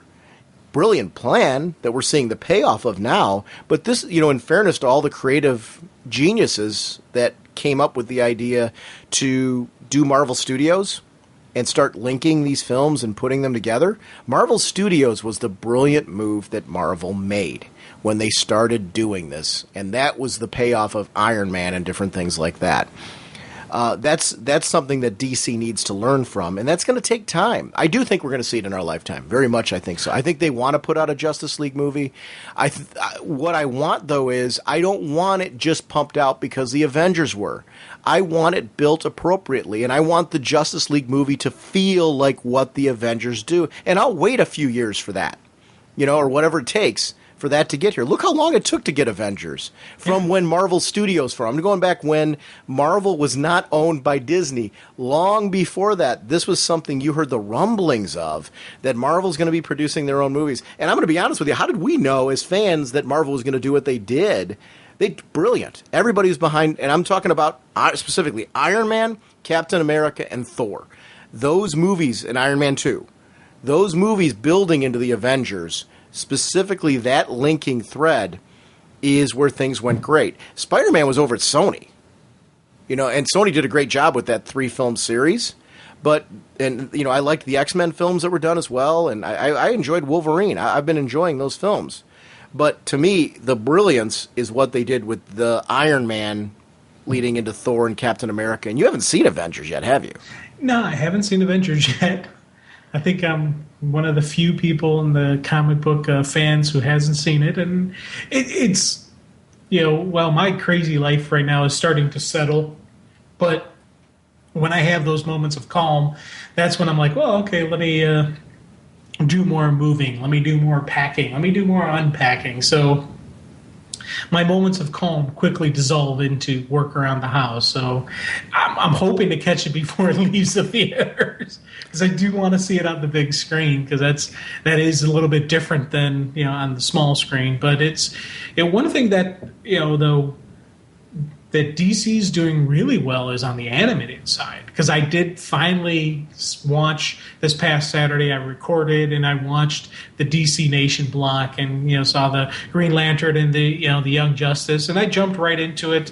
Very little trip up or very little problems, and it's now on my regular recording, so I'm going to pick it up every Saturday when it comes out. Was that the one with Vibe? Eventually catch up on the backstories on some of the stuff, but this is something that you take a look back, way back, original Batman animated series, the Justice League Unlimited series, the Superman series. These have been something that has grown and build, and they've developed a solid universe.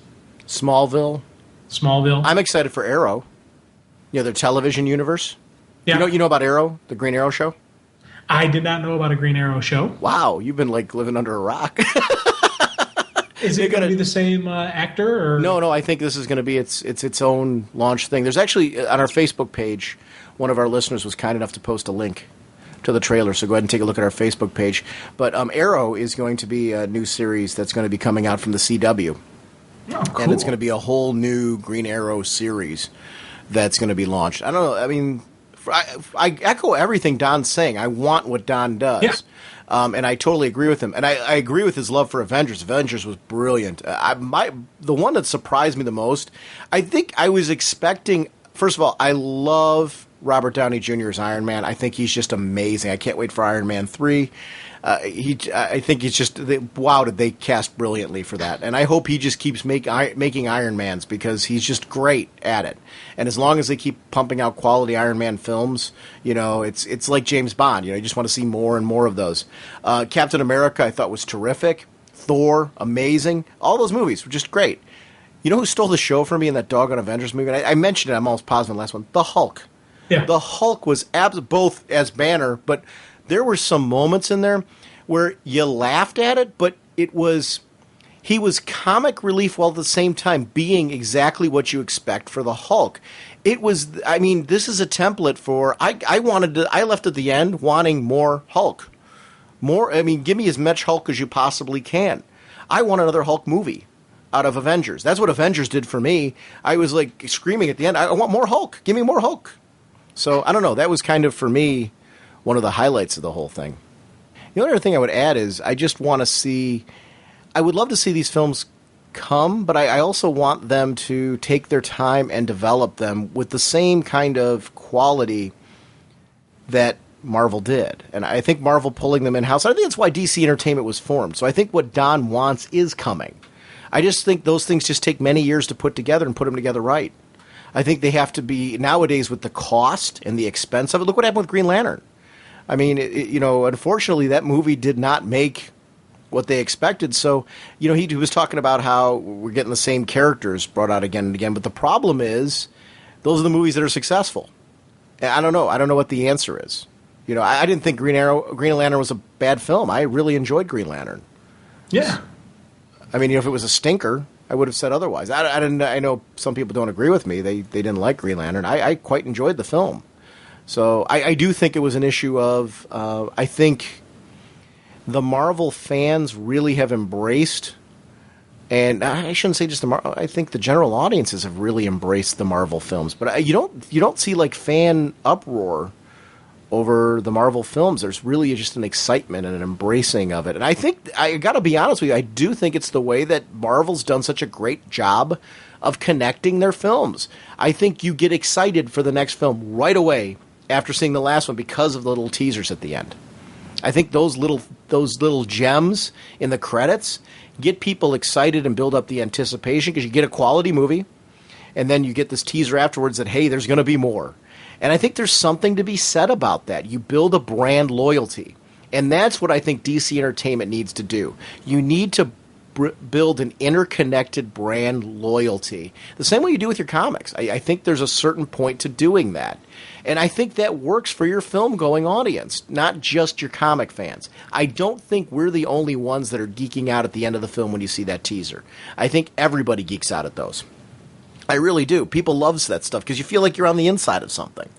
And I think DC needs to do more of that. I think they did a great job with that at the end of Green Lantern. I love the whole Sinestro thing. I want to see that. I want to see the Sinestro Corps. I want to see Sinestro Corps War. I want to see where this goes. You know it's going to be a cool movie. And, it does pain me a little bit thinking that it may not happen because the movie wasn't, as big as they needed it to be. But I think by the time Man of Steel launches, I think you need to have a teaser at the end of it for whatever the next movie's going to be. I know one of the debates on Facebook was that Man of Steel is supposed to be its own separate thing. It's not supposed to be linking to anything else. But that doesn't mean you can't change gears and do that. Like you can make that the launch. You can make that the film that, at the end of it, just at the end in the credits, do a little thing at the end where Clark Kent's at the Daily Planet and there's an article about this next superhero in this other city. Something just coming in over the wire or something. You know what I mean? That little just quick nod to whatever the next film's going to be. That's all you have to do. And you get people excited for that film. That's what they need to do. That's the direction they need to go in. That's what you want to see. So that, to me, that's how you're going to start building a successful franchise. You need to do that. And when I say a franchise, not just for one character, you need to lead people to the next one. Where if you liked Man of Steel, you walk out of there going high-fiving. Because it's too late to do that for the Dark Knight series. That's kind of already been established as its own entity. We know this is the end of the Nolan trilogy.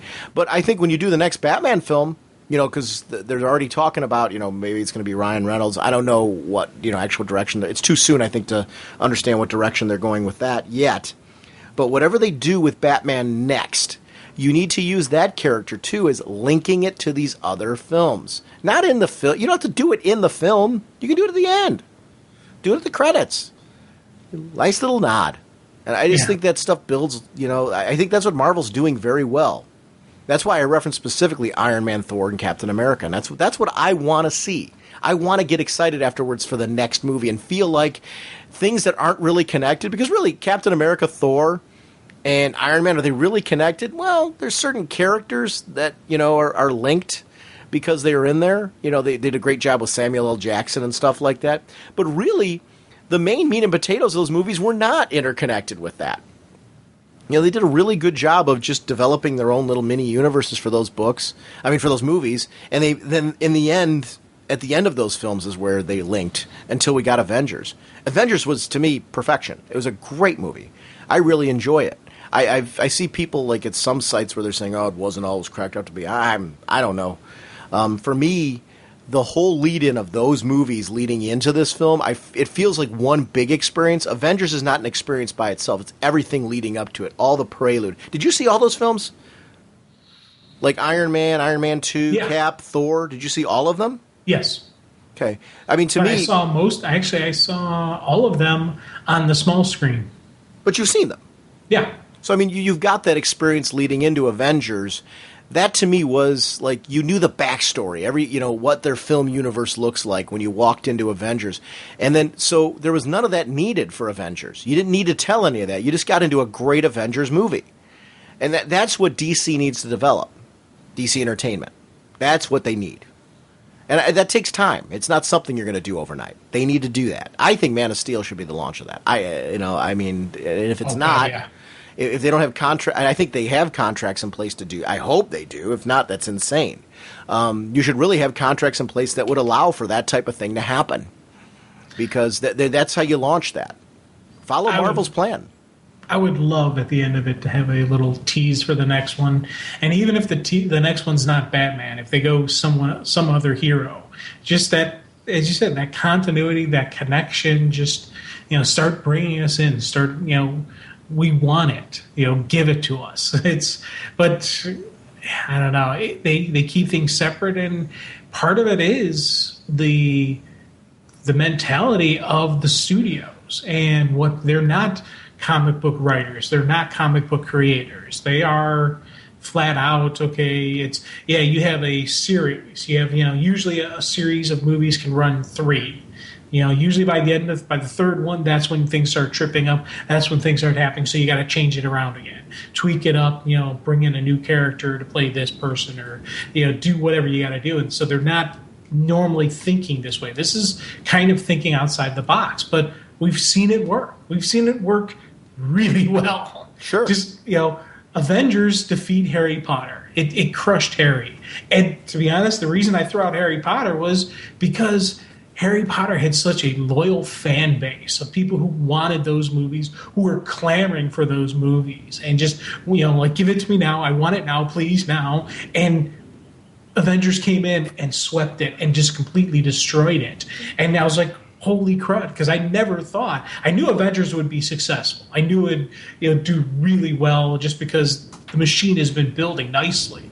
But I never thought they'd take down the Potter fans, that they'd crush the Twilight fans. These are all just rabid, loyal fans that they're just like going, out of the way, kids. Here's how you do it. Boom. And I was like, whoa, that right there is the thing that kind of, really has caught me off guard. And just the non-comic book reading people who have come up to me and talked to me because they know I'm the comic book guy and gotten my opinions. And, hey, who was that, the trailer at the end of the movie? Who was that? So, and I know the spoiler, but I'm not going to throw it out here because maybe somebody hasn't seen it. But, so I'm talking to them a little bit, telling them what little I know about that character. I'm like, oh, okay. Oh, and it was kind of, non-comic book people talking to me about a comic book movie, and it's always something I enjoy, doing just because, it's getting the word out there. Totally agree. Hey guys, Rob Schaefer here, calling to say how much I enjoyed the Nightfall review. Sean, you mentioned most of the other storylines to check out. I wanted to add one to the list. It's a miniseries called Turning Point. There's 5 standalone stories focusing on Batman and Commissioner's relationship, each one focusing on a pivotal point in their relationship. I think it was a 5th-week event, I'm not sure. But it's really cool. One issue is done around Batman Year 1. There's an issue devoted to the aftermath of the Killing Joke, and one about Gordon's relationship with the Bat after Nightfall. It's a really cool minute if you can find it. Well, anyway, I'm glad you guys took the time to read and review it, and thanks again for everything. Congrats for the 300 episodes, for 6 years, and countless hours of podcasty goodness. So thanks for what you do. Take care. Bye. There's another one I actually want to add. There was a World's Finest mini, which was a rather lengthy exploration. There was an issue that actually was devoted to Asbats, and it was another one telling the relationship of Superman, Batman, all the way through their history. It was kind of cool as well. And I believe it was called World's Finest. I'm just throwing it off the top of my head. I totally agree with them on that Turning Points one. It was great. I'm a geek for anything Bruce Wayne, Commissioner Gordon. Batman, Commissioner Gordon, the whole concept of seeing them together. So he's right, that event. And I think he's right. It was a 5th-week event, I think. I might be wrong on that. But that seems to sound right to me, that it did that. Or maybe it ran over, multiple weeks and then just culminated that way. But I really enjoyed that one as well. There's been a lot of great minis over the years that have highlighted and showcased these characters. And I don't know, that was a particularly good one. Hi, guys. This is Noob, a.k.a. Steve Zanoda from the Alt3red Egos comic book podcast. That's ALT, the number 3, REDEGOS.com. Remember, the first E's the 3. Sorry about that. Had to get a plug in. My question for you guys is this. Of all of the comic book movies that have been released since the dawn of time, what are your top 3 comic book movies in order? I say this in the wake of the Avengers' great success. And I'm looking forward to hearing from you guys soon. Talk to you later. Wow. That's a tough one. I guess I can go with I know what mine are, my top 3. Number 1 is Batman Begins. I'm a Batman junkie, and it's funny, I'm more into that not that I'm knocking The Dark Knight. The Dark Knight's a terrific film, and I get why for a lot of people that winds up being their favorite of the two. For me, if before that came out, it would have been Burton's first Batman. I have a soft spot for the Val Kilmer one because it focused on Bruce, but it really is, for me, Batman Begins, because I think it just so perfectly encompassed the training, the psychology of who Bruce Wayne is, the drive of Bruce Wayne, the things that he did to become Batman. I think it just so captured what I think the theme and the tone of the guy is, that I just think it's just, I watched that movie endlessly, again and again and again. There's times where I'll throw it on just to see the training sequences with him and Ra's al Ghul, where they're on that ice. And I just love, that's one of my favorite sequences, is when he was training with Ra's al Ghul. I loved the way that, I'm a Rocky fan. I love the Rocky movies, and I've always loved the training montages and stuff like that. So to see you take a Rocky fan and then give him who's grown up a Batman junkie, and give him a Batman training montage, you've got me. I own that. So that's that one for me. The second one for me, and this might be surprising, I don't know, for fans of the Superman films with Christopher Reeve, I'm a bigger fan of 2. That's not knocking Superman the movie. I love Superman the movie. But for 2, to me, it was, you have Zod and the other 3 Kryptonians versus Superman. And I loved the whole relationship with Lois in that. I loved the turmoil of, do I give up being Superman? I loved his comeback. You know, where he gave up being Superman, the powers, to be with the woman of his dreams, the woman that he loved. This was worth giving it up for, to be a normal man, to have a normal life. And the tragedy of having to make the choice to be Superman again because it was his responsibility. I loved that moment because I'm like, you see this guy man up and give it all up to become Superman again. And the hardship of it afterwards, these two knowing what they lost. And, however cheesy the kiss was, they took away her memory and all that stuff. I love that there was that acknowledgement of, I'm going to take this in for me, this pain, because he could have selfishly kept her sharing that pain. He didn't do that. That was something that I really loved about the whole thing, how, he took that away for her, but he had that memory. And I don't know, I love both versions of it. I love the Donner cut, and I love the original Lester version. Or I guess you would say the Donner cut was the first version. But I loved that whole movie. That, for me, is my second one. My third one, up until Avengers, would have been the first Sony Spider-Man movie. I just thought that was great. Tobey Maguire as Spider-Man, I just thought was a home run. Kristen Dunst and just the whole... I loved J. Jonah Jameson. I grew up with the 60s Spider-Man show, that cartoon.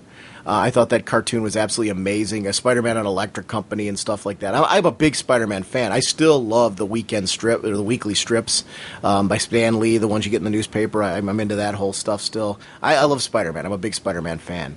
So I don't know. You give me great Spider-Man, and I'm a happy camper. I think. And I guess it's too. You know what? I'm going to keep Spider-Man there for now, only because Avengers was just released. I think Avengers has the possibility to knock it out because of just how great Avengers was. I think it's too soon to say that, though, because I can rewatch that first Spider-Man movie over and over and over again without any hesitation, and I really, really enjoy that. So those three films are for me, and it's really on rewatchability. I can watch them. There's Star Wars rewatchability for me. I remember watching Star Wars like 750 times when it was. I remember when it was on Showtime and HBO, and then it was being re-aired over and over again throughout the day. I'd come home from school and watch Star Wars halfway through. I'm like, oh, Star Wars is on. It's like, forget anything else that's new on television. I want to watch that again. These movies are in that category for me of just, I can watch them endlessly. I never get tired of them. And that's what makes them in my top three criteria, in that order. Avengers might bump into one of those spots. It's too soon for it to have hit. I don't have it at home. I've seen it once in the theater. I want to see it again, and I think when I start doing that, that will be the real, tried and true test if it can bump them out. So I'm going to say Amazing Spider-Man still stays in that spot. What are for you? What are your top three? Well, I'm going to go with Halle Berry's Catwoman. Go with Dolph Lundgren Punisher. Great. And Elektra. Wow. Okay, now give me this. Now, hold on. Wait, hold on. Before you go into your serious answer, I guess I questioned Elektra. I actually kind of liked Elektra. So I question Elektra being put into those categories. But I was going to go with the George Clooney Batman. Mm-hmm. With that one. But I decided I'd throw... Elektra there just because I couldn't come up with a third one that I knew would get a good enough laugh that I knew Halle Berry would get a good chuckle. I think it's have you ever been a Daredevil reader? No. See, I have, and I've read a ton of Elektra. I've read Elektra solo series. I've read Elektra minis. So I guess for me, when Elektra came out, I guess I have such a soft spot for the character. I don't think it was that bad. I really don't. I guess I wouldn't put it in that category, but I got to admit, I have that bias. I really enjoyed Daredevil. I like the director's cut more, and I liked Elektra. It doesn't have the rewatchability that I mentioned for the other films that I did, but I guess I'll defend a little bit and say that I got to admit I liked Elektra. I thought it was a decent film. I didn't think it was like didn't knock my. It's not like Avengers category or anything like that, but I think it's the Daredevil fan. I mean, it was nice to see an Elektra film. It's just kind of an oddball thing to have it launched out of there. I could have been better, sure, but it was great to see Elektra on screen. I don't know. I kind of was into that. But go ahead. I'm sorry. I'm cutting you off. I want to know your real list. I really do want to know that. Actually, and it's very similar to yours. Batman Begins for a lot of what you were saying. I'm the Superman guy of the show, but you know what?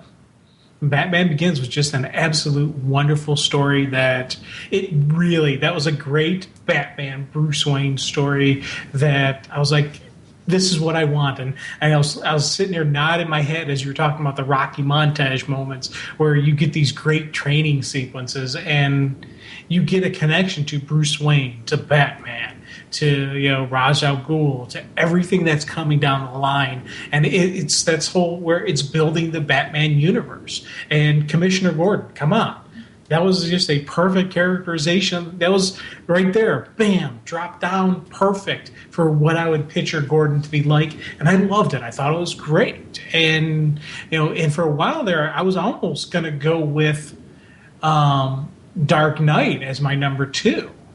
But there was something that, because when you were talking about, Superman 2, Superman 1, which one you go with, it did click on my head that really that Superman 2, just the Neo before Zod and just those kind of Zod Superman moments. I can still remember sitting in the theater watching and like, and hooping and hollering and cheering. So I'm going to give the number 2 spot to Superman 2. Can I say one other thing about that? That moment when he's inside that chamber that took away his powers earlier on, and he does the trick where he gets him on the outside, and he kneels before Zod and then lifts him up. One of my favorite moments in film. I love when he just, he's cracking the hand, and you've got Gene Hackman going, he was in there. That whole sequence was just terrific. I loved the whole thing when he just throws him, and then Lois turns around and punches her. I thought it was just such a brilliant film. I really both versions. I really loved both versions. I'm sorry. Go ahead. Amen. Now for the number 3 spot, I was thinking that if Superman 2 is taking the place of Dark Knight, that should shift down to 3rd spot. But then something else dawned on me.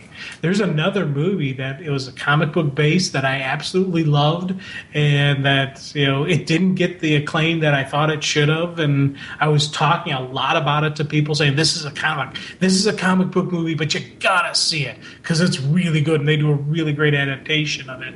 And I'm talking Watchmen. That was a movie that I've seen multiple times, and I want longer versions. I want versions where the animated story is told intermixed with in the real story. There's extra footage. I want more. I would have sat through a 5-hour movie, just because that was such a really just great movie, great characterization, and a great adaptation. So for me, my number 3 spot is Watchmen. I want it in real time. I want to still be in the theater. I want to see their whole lives getting transformed before my eyes.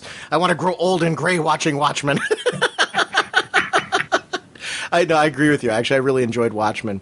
That's a tough call when you do those movies. And I really do go on rewatchability. That, to me, says a lot about a film when it's your favorite. To me, I don't go against the pop. I don't go with the popular opinion. To me, it's the films that I throw in and watch over and over again. They got to be Back to the Future good. That stuff that you just want to throw in. Ferris Bueller's Day Off. Those films that I'm throwing out for my top 3 on the superhero movies are in that category where anytime I feel like throwing in a superhero film, I tend to go to these first. And those are the films that, and I've bought them multiple times for insane reasons. I've got the DVD and the Blu-ray, but then I also have them on my iPod or, iPad now.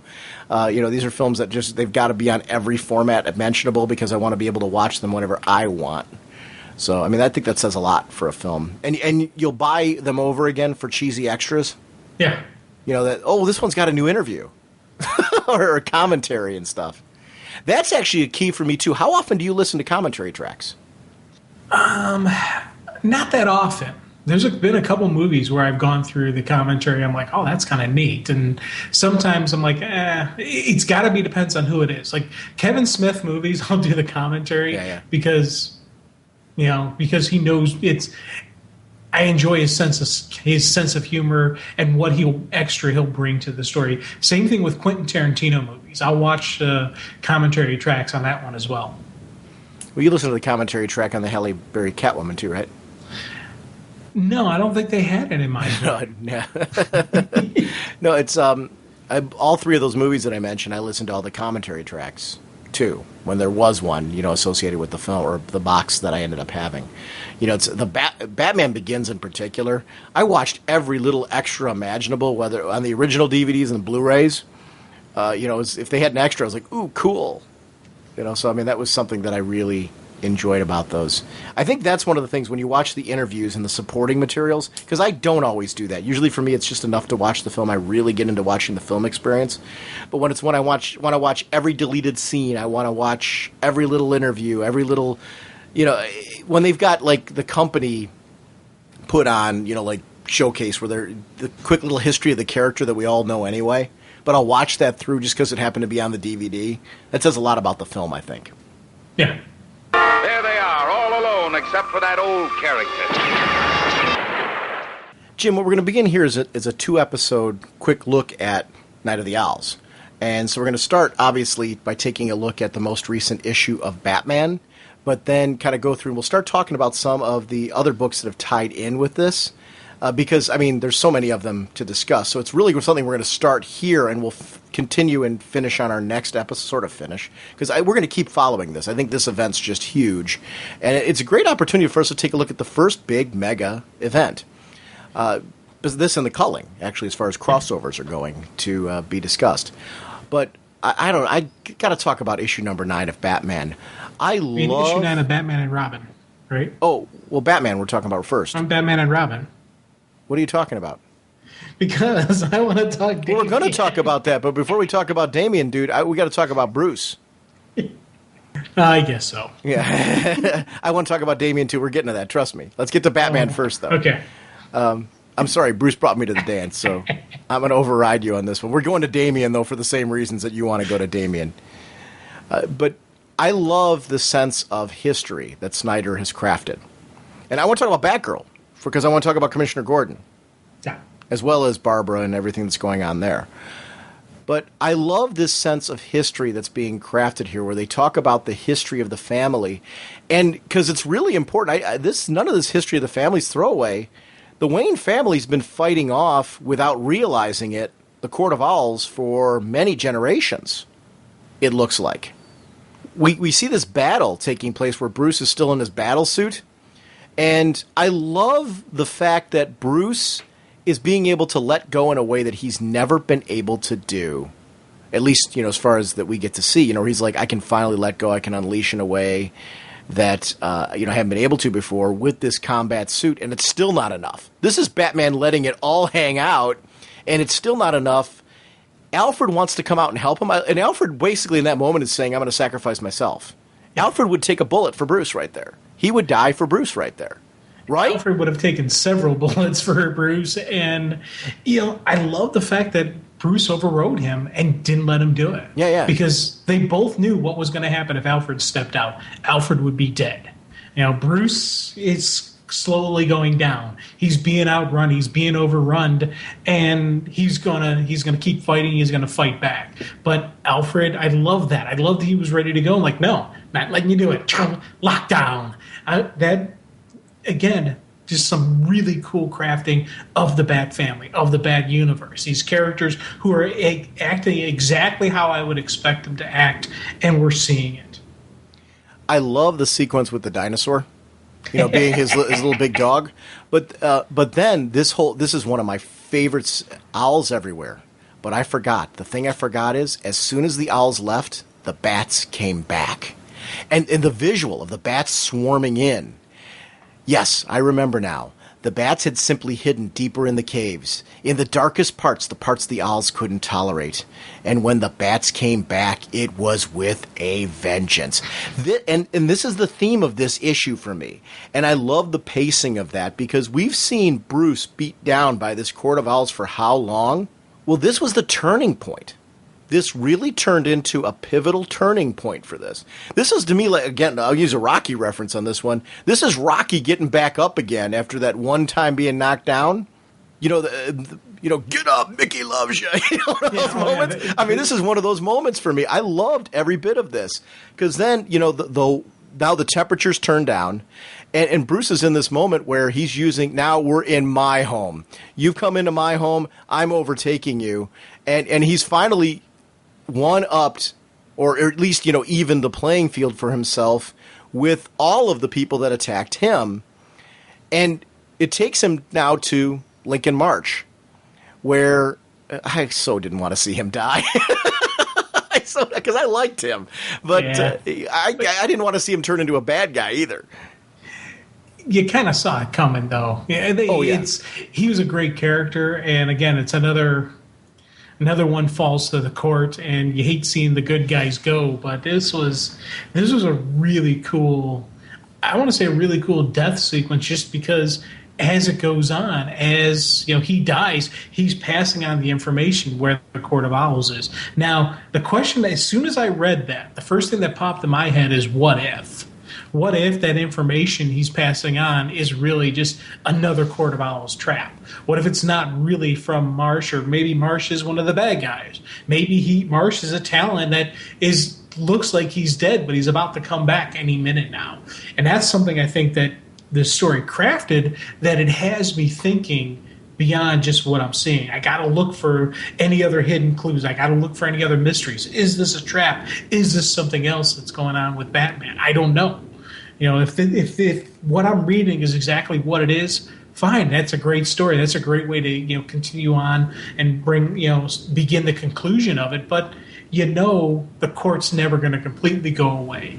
No matter how much they do, how much damage, how much death and destruction they do on the court will always be there. And I think that's a cool idea, concept. But here's the difference now. If Batman finally knows where they're based, if Batman finally has, the one-up of the secrets, some of the secrets that the court have been keeping, this is a chance for him now to take the fight to them, to put them on the defensive. They've right now been putting the whole Bat family on the defensive. Now we're going to see Batman turn around. I'm looking at this as him taking it on the offensive to the court. I'm ready to see that at this point.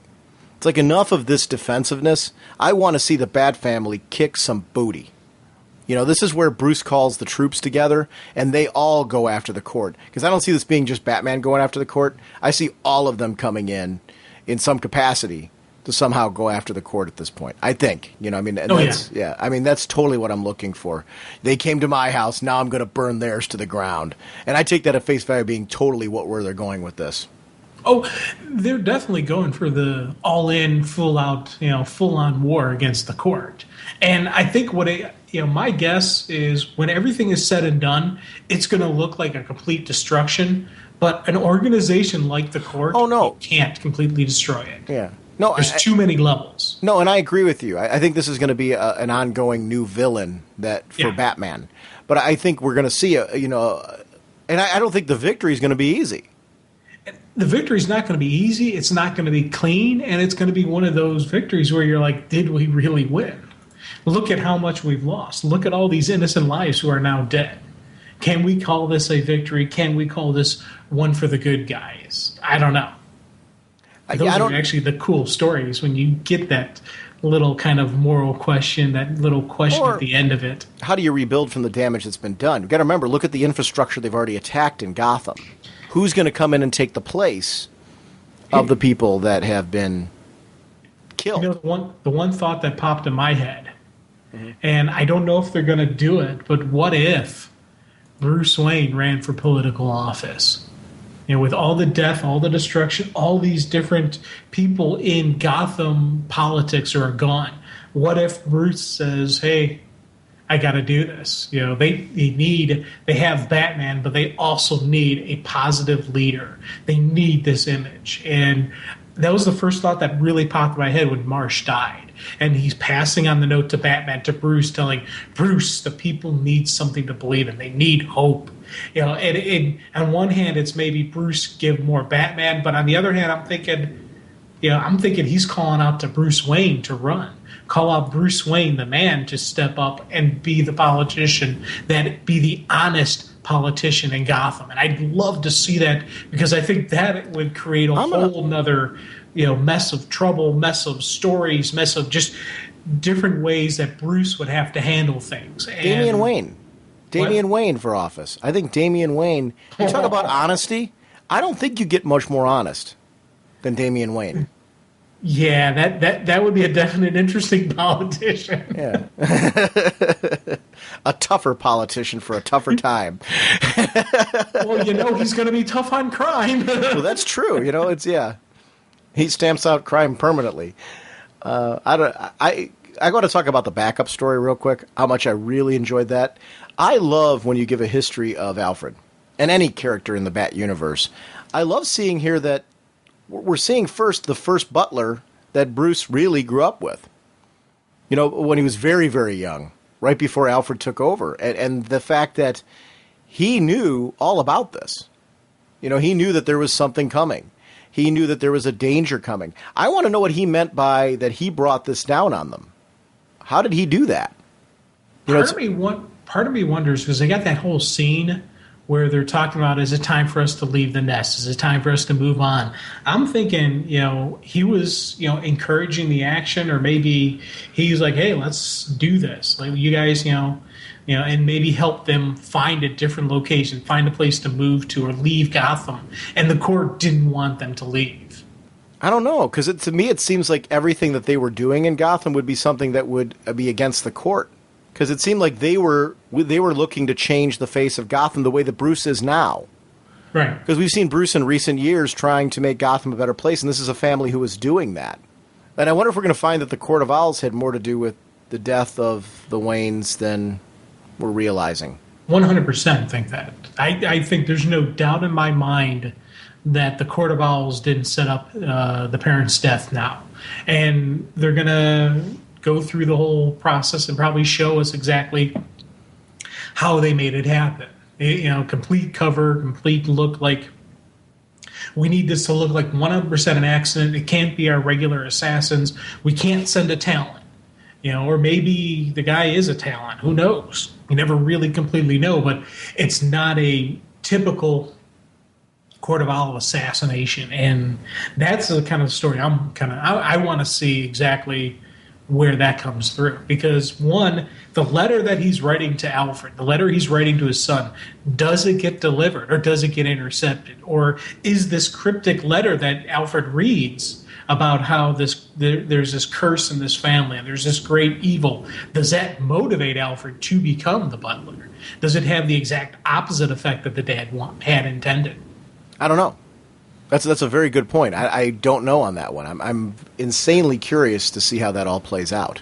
Let's go ahead and jump to Batman and Robin number 9, because I actually, all kidding aside, one of the things I'm liking about this event is the more I'm reading the main Batman book, the more interested I am in seeing the whole Batman universe and how it responds to this. And I got to say, creatively, every creative team of all of these titles linking to this are just making me more and more hungry for more Night of the Owls. Like, I want to see more. I want to see more Bat Family fighting Talons.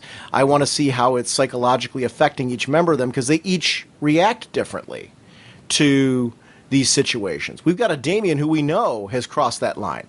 Yeah. And go ahead. I tell you, I love this. I want a Damian series. I want a Robin series. And I've been asked before multiple times, hey, do you want a Robin? Would you want this issue right here? Has me so clamoring for a solo Damian series. And it was just a great story of this little monster that he is just this fabulous character, and you're seeing what a talented writer can do with him. Yeah, we didn't lose any of his edge, but we still get to see the intelligent side behind him. We get to see the kid that was raised since he could walk by the League of Assassins. And there were some comedical moments in it. There were some really intense, graphic death moments, and you had some great Damian moments that it was just like, you know what? This kid is awesome. I want his own book, or maybe have Batman and Robin be more of a Robin focus. I don't know where they're going to go with the title. I don't know where they're going to go with him. But this issue right here was just absolute joy. And I was chuckling with Robin Here's a Who. I was like, come on. I really like in this sequence where you see the general being targeted because he's in charge of Gotham's branch of the National Guard, and this being a major threat to the Owls, you know, having that many people organized by a leader who might be able to, you know, further bring in outside support, perhaps, you know, to take down the enemy. I really loved how this played out and why you'd want to keep that leader alive. That whole sequence was great. I loved that it wasn't clean. You know, Robin had this ability to fly, you know, using the gliders and stuff, but that's not enough to stop the Owls. I loved when they crashed. You know, Robin really was on the defensive, which is unusual for him. I also felt so bad for the poor couple, like, doing Kumbaya around the fire.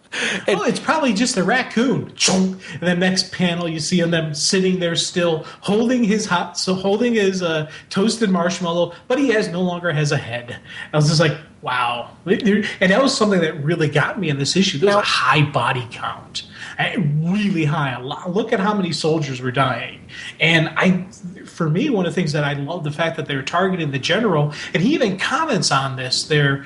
With them being the National Guard based in Gotham, they not only deal with the crazy local stuff, but they are training for overseas stuff. But there is that element that Gotham City needs to have its own National Guard. It needs to have its own guard up and ready to go at a moment's notice. You know, a lot of times the National Guard units, you know, people will call them weekend warriors, or they'll have any negative connotation towards them. But the U.S. National Guard, the U.S. Army Reserves, Air Force Reserves, all our various reserve status soldiers really do a lot of intense training, a lot of preparation, and they're preparing for a lot of different things, you know, in the real world. And I can only imagine in a comic book universe, these guys would have to take it even a level above that. So I really enjoyed seeing the fact that the intense level of training they're going through, because it's not something you would associate with the National Guard. Well, the typical person wouldn't associate with the National Guard. And I love the fact that this had this attention, because if the Owls are going to take over Gotham, if they're going to break into its foundation, the National Guard is going to be the first government agency to respond. Oh, yeah. They will get there before the regular army shows up, before before even the Marines show up. It's going to be the National Guard right there stationed in Gotham who's going to be their first responders. So they're going to want to take out this guy. And I love the fact that they did that, and they even had kind of addressed and understand and explain why he's such an important target. It's not just his historical connection back to his ancestors who were enemies of the Owls. There's something present day about this guy. And seeing these soldiers, again, it's when I see the soldiers just sitting there like, okay, and the initial introduction, like, hey, who's this kid? What's going on here? And then once they recognize there's an actual threat, they're like, okay, sir, go. We'll cover your escape. It's been an honor serving with you. Those guys knew right then and there, I'm about to die. But I'm going down fighting. I'm going to do whatever I can to give the general time to make his escape. The general needs to do a retreat. He needs to get to the command center. We need to protect the general. I love that mindset and these were just a couple quick panels in this story, but even that stuff was like boom, boom, boom, high action. I was like, yes.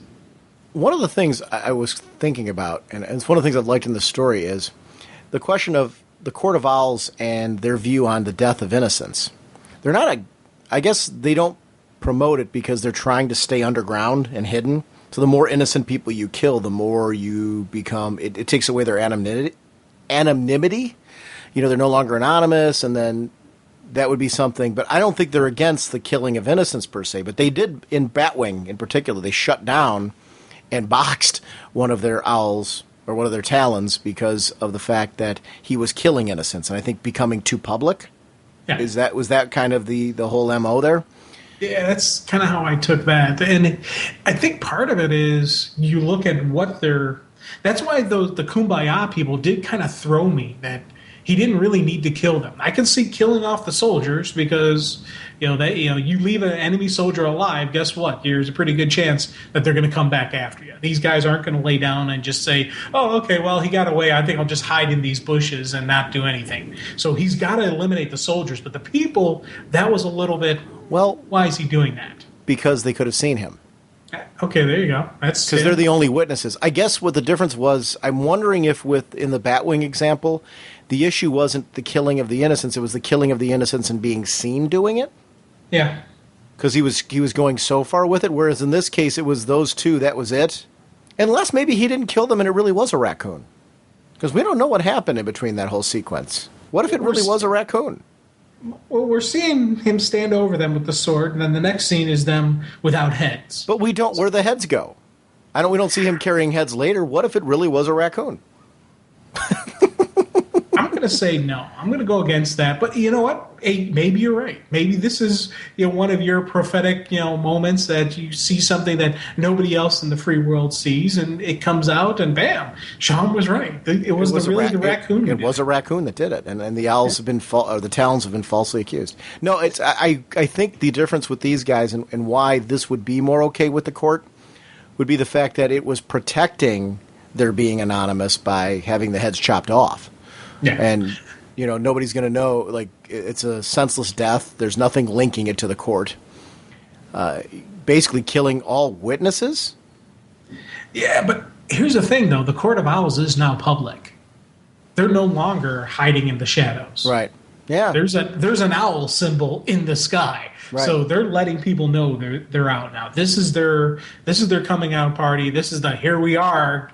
Deal with it now. We run Gotham. Maybe that's why then kill the innocents, because just to show that nobody's safe, add to the terror. Could definitely be, or maybe he doesn't like marshmallow. He doesn't like s'mores. This Talon probably has never had a s'more in his life. He probably doesn't know the sweet gooey goodness that is a s'more. Or maybe he doesn't like a wicked s'more. I don't know. I'm completely baffled. Yeah. Or maybe he wanted to get him before the raccoon does. Yeah. Visually, I loved the whole action sequence in this, because this is a situation where you get to see Damian unload, but also the fact that it's, again, a situation where Damian's in, where he's trying to gather these troops together to try and save lives and to win against an enemy who is defeating them. He becomes the general. I loved seeing Damian become the general when the general was out. Yeah. And the bayonets and, the ammo was out and the bayonets are going. And he's using that time as a way to, hopefully try and to overtake this guy. I mean, Damian took a knife in the shoulder. Yeah. During that scene, which I thought was great. It shows the toughness and tenacity of Damian. This is a kid, for as brash as he is, he's very brave. He will keep fighting no matter when he's hurt or anything, which to me just, he shares his father's tenacity. Well, you think back to some of the earlier appearances that I was really hooping and hollering for Damian. When he was going up against Zaz. And he takes the blood and he draws in a Robin mask with his own blood on his face. Yeah. Right there, that was a cool moment. He's sitting here and he's like, there's only one thing to do when the ammo runs out, kid. He goes, I know. Fix bayonets, charge. That right there, these couple, I was like, yeah. Because it's this really cool kid. I'm really digging Damian, man.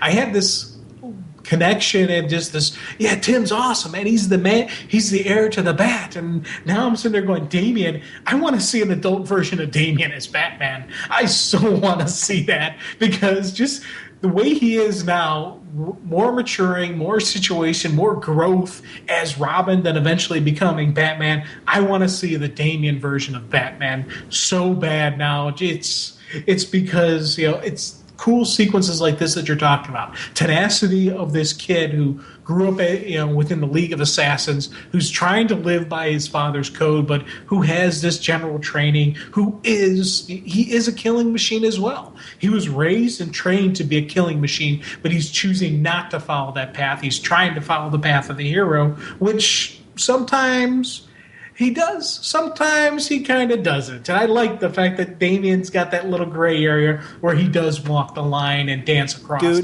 either side of it. Dude, we're both dunces. We're sitting here talking about the reason why Wilkins was attacked, and we keep forgetting the real reason why he was attacked. On the surface, it looked like he was being attacked because he was the general of the National Guard. That wasn't why they went after him. They went after him because he's the last remaining heir of that property that they want. Well, they already have the property. But I mean, it's still to take away any possible claim to that property. That's why they're really seeking him out.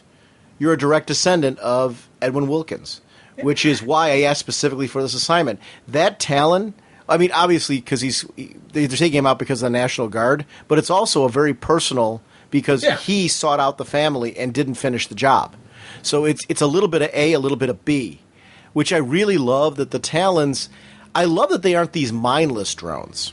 There is a history to them, and they remember when they're woken up, previous missions, previous tasks, what they completed successfully and what they didn't. That's how passionate they are about what they do. And that's what I like about them, too. I think it's more interesting than if they were mindless drones. Yeah. The fact that they have a history. What's so interesting in Nightwing about, him fighting his grandfather? The fact that it is his grandfather, and his grandfather knows that he's his grandfather, and he takes what Dick Grayson's doing as a personal affront. I love that stuff. I mean, that to me is fantastic. Seeing Damian in these moments, though, would Bruce have an issue with the fact that he chopped this guy's head off? No, right? Because he's dead? He's already dead. So it's like killing the undead. It's, now granted, because Bruce killed a couple in the cave. Right. He, froze some of them and shattered them. And the one guy he hits with the car, he's like, he's got a healing factor. Let him heal. But that's not killing him with the car. That one wasn't killed, but he did physically destroy some of the bodies, and he needed to in the situation. And I think he wouldn't have an issue with this because he's like, hey, Damian's like, I had to do this. This guy was going to keep coming after this general, and I had to take him down. And I love just that whole sequence where, just what Damian had to go through to finally take this guy down. Well, the bat rang through the skull, through the eye, and the guy's still fighting. So then he hoists him up there, and the guy's still fighting. He's like, fine. You want to end this? Let's end it. Chunk, chops the head off. And I was like, dang, that's awesome. Is he dead? Here's the thing, because Damian's right. He did die a long time ago. I guess I'm kind of with Wilkins, Burroughs, whatever you want to call him. I don't know. Because I'm going off of what you're saying and saying that these things might look defeated. Is it that simple? Or will this thing come back and try to get revenge on Damian for doing what he did, stopping his mission? I don't know. I guess I'm thinking all bets are off with these things. See, I don't think they could re-sew his head back on. I think he's dead. I think this one's dead.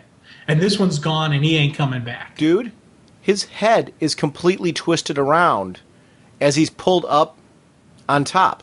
Yeah. Watch. Okay, if you take a look at he's completely like an owl, turning his head all the way around. If he can do that, I think all bets are off. His head is completely the other direction when he's being hung on the tree. So I don't know. I'm inclined to agree with you. So I guess I'm throwing it out there. Is that possible? I don't know. So, I mean, I guess I am leaning more your way that he is dead. Yeah. But I don't know. Yeah, I don't know. I do like that final image of his head just sitting there on a tree. Kind of looks like an owl in the tree. I guess I don't feel like we know enough about the process. Yeah. To know whether that's happening. I got to tell you how much I really enjoyed Batgirl number 9. Oh my god. This is one that I normally do a 3 read. And this is one where every time I'm reading, it's coming through a different thing, and I'm noticing a little bit here, a little bit there. There was so much on multi-levels going on that I was just like, wow. I really, really, Batgirl number 9 really blew me away. It was combinations of the cool stuff going on with Gordon, with Barbara, with Mary, this Talon.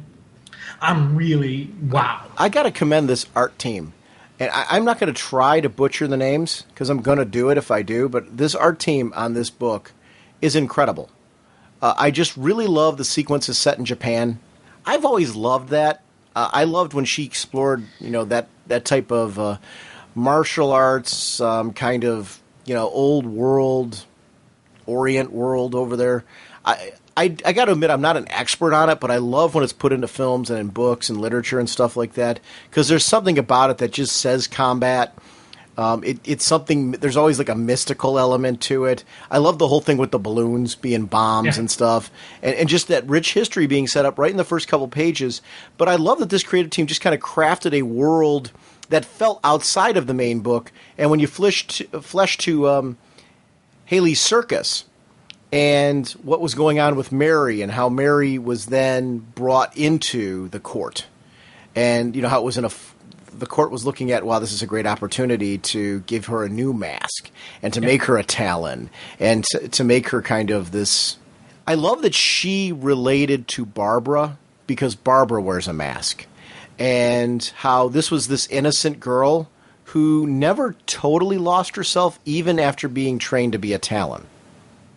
Yeah, there's a part of her that held on, and I think it was she was created out of adversity. She was created out of pain and suffering. And so part of she didn't have this good life. You think about all the other talents that we've seen so far, they've had pretty good positive lives that were then sort of brainwashed and turned into talents and programmed. She started off with pain. Her family was killed by this. Their family was the only, victim to these balloon bombs.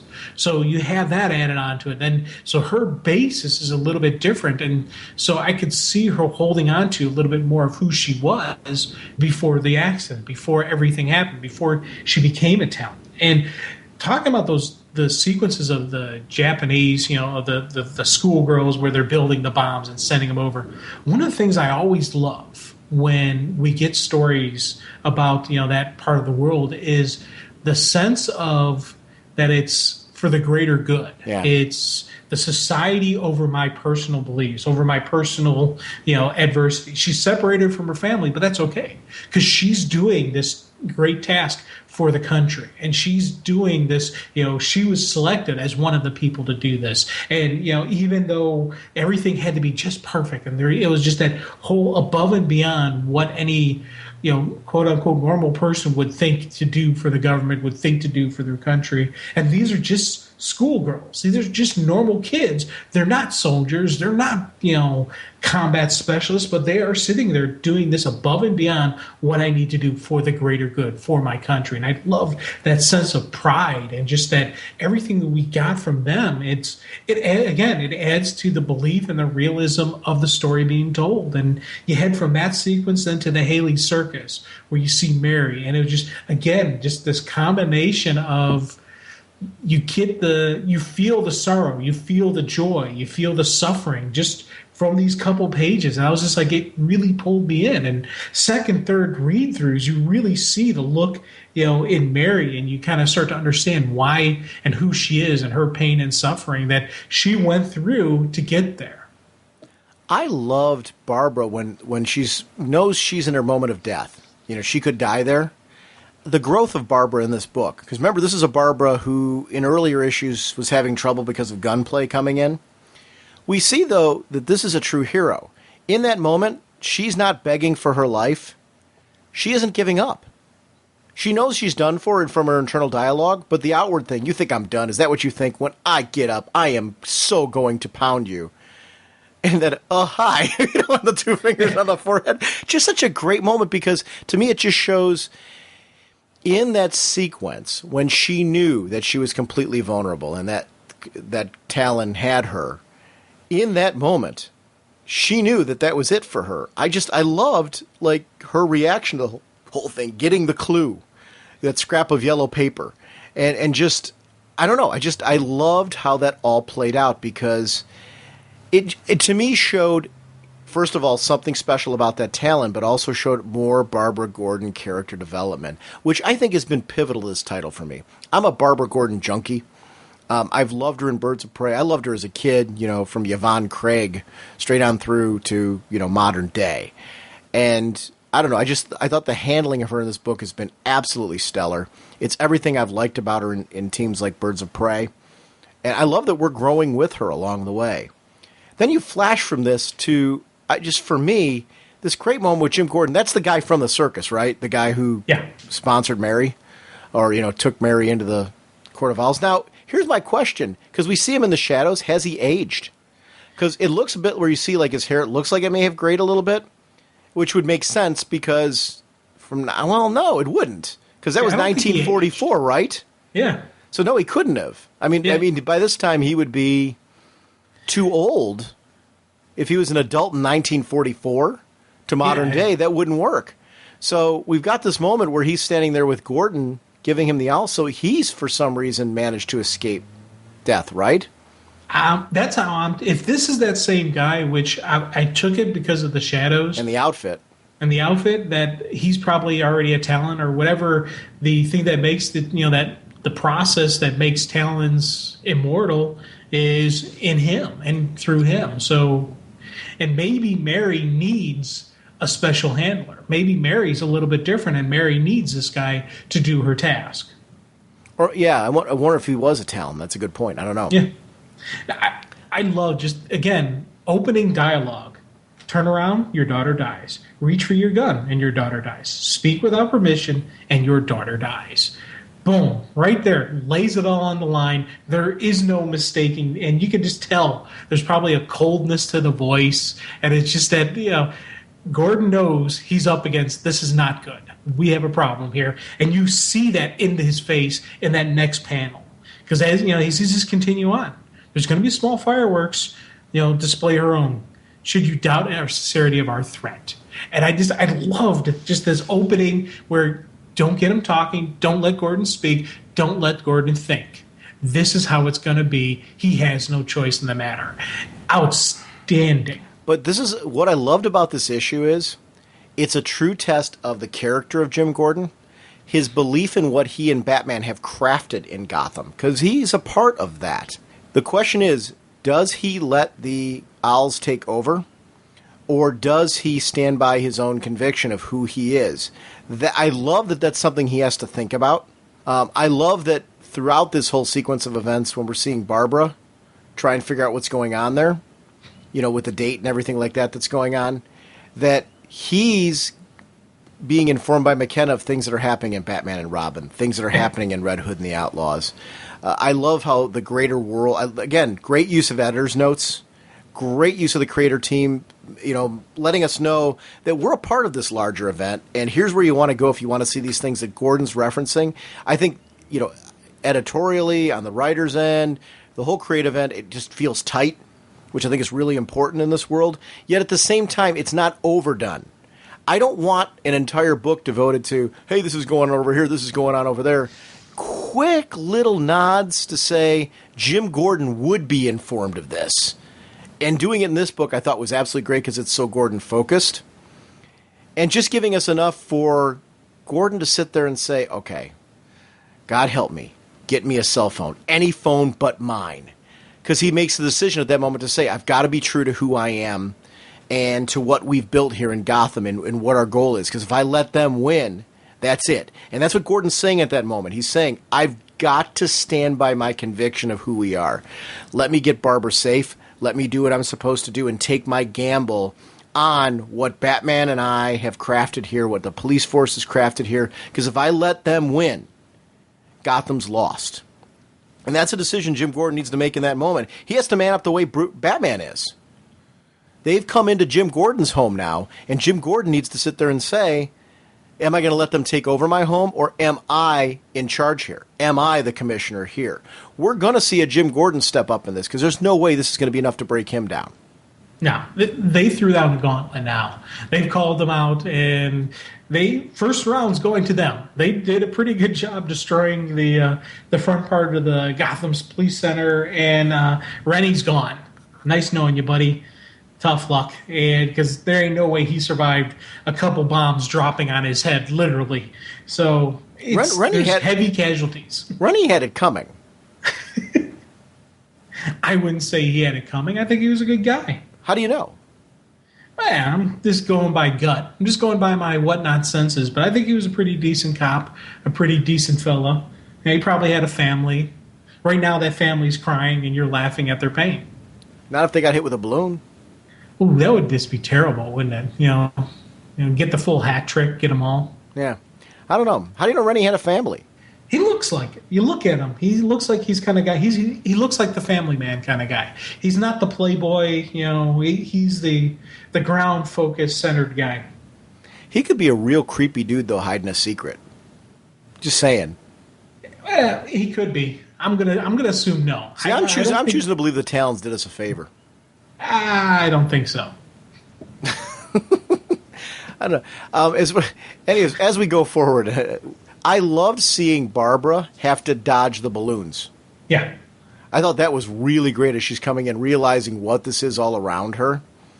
And the sheer magnitude of it, you know, and then up on the roof, seeing the Talon again.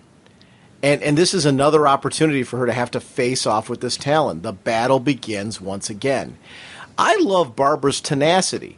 Barbara's being schooled, and yet she's still fighting. You know, this is one of those situations where Barbara is recognized. I loved actually earlier on, and I kind of glossed over this, how this Talon fights like Dick Grayson, recognizing the circus background and all that stuff. But Barbara continues to fight no matter how much she's hurt during it. She doesn't give up. This is, again, a Barbara Gordon who's been hurt. She has to make the decision there. Do I kick the Talon to her death?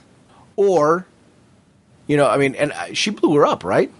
Like, yeah, she blew up pretty good. But, again, we're dealing with Talons. We're dealing with that super healing factor. I got money says she's still around and she didn't die. I think, you know, Mary survived this process. I think we'll probably maybe see Mary again. I'd like to see a Mary spin-off book. You know what? Mary's a little different than the other Talons. Maybe she could make something of it and actually. She reminds me of Cassandra Cain. Like what I liked about Cassandra Cain. I mean, it's that kind of, there's a darkness to her, but yet there is a morality to Mary that's still in place. I don't know. I just think I really do. I'm kidding you not. I think I want to see Mary again. I think she's an interesting character. If we don't see her again, fine. But I think she was well crafted enough that I'm interested in more of Mary. I really am. So I do hope we see her again. Oh, I definitely think we will. I got money on it, you know, because everything we've said, just, you know, one, she's a well-crafted, you know, talent. Two, she's a little bit different, and there is a coolness to her that, you know, yeah, she's a little misguided right now, and she is killing innocent people, so that's kind of a no-no, but you know what? The comparison to Cassandra But if I'm right, wait, hold on. If I'm right about Rennie, then maybe she didn't kill somebody so innocent. Oh, you think Rennie killed all the innocent people? No. She killed who else? She killed Rennie. Who else did she kill? Well, there's a lot of bombs dropping around Gotham. But are you seeing a lot of death there, or just a lot of noise? She might be trying to have a party.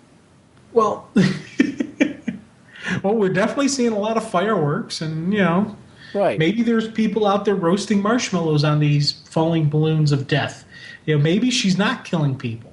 I will admit, I'm making an assumption that as these balloons with bombs that are dropping on the city are exploding, innocent people are dying. Yes, that's an assumption. We don't have any factual information to back that up. And if in the future issues, if we find out later I was wrong, I will admit I was wrong. However, I'm willing to bet money on the fact that innocent people are dying because of these bombs. The Nagasaki reference, I think, is a pretty safe bet on that as well. So, because we see these balloons aren't just falling in a contained area, they're falling all over Gotham. Yeah, I mean, this really is laying wake and serving notice to everybody. And Gordon having to watch this.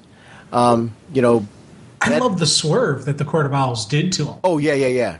That was absolutely beautiful. They tell him they didn't want him to do any of this, knowing he would go through and flip the switch. They wanted him to go up to flip the switch. And that's even why they added everything with about how Barbara's going to die and all this stuff is going to happen if you do it. They wanted Gordon to say, I got to do it, and run up there and surprise. I really enjoyed that. You know, it's one of those things where you see that whole sequence and you see the sheer shock and awe of both Gordon and her.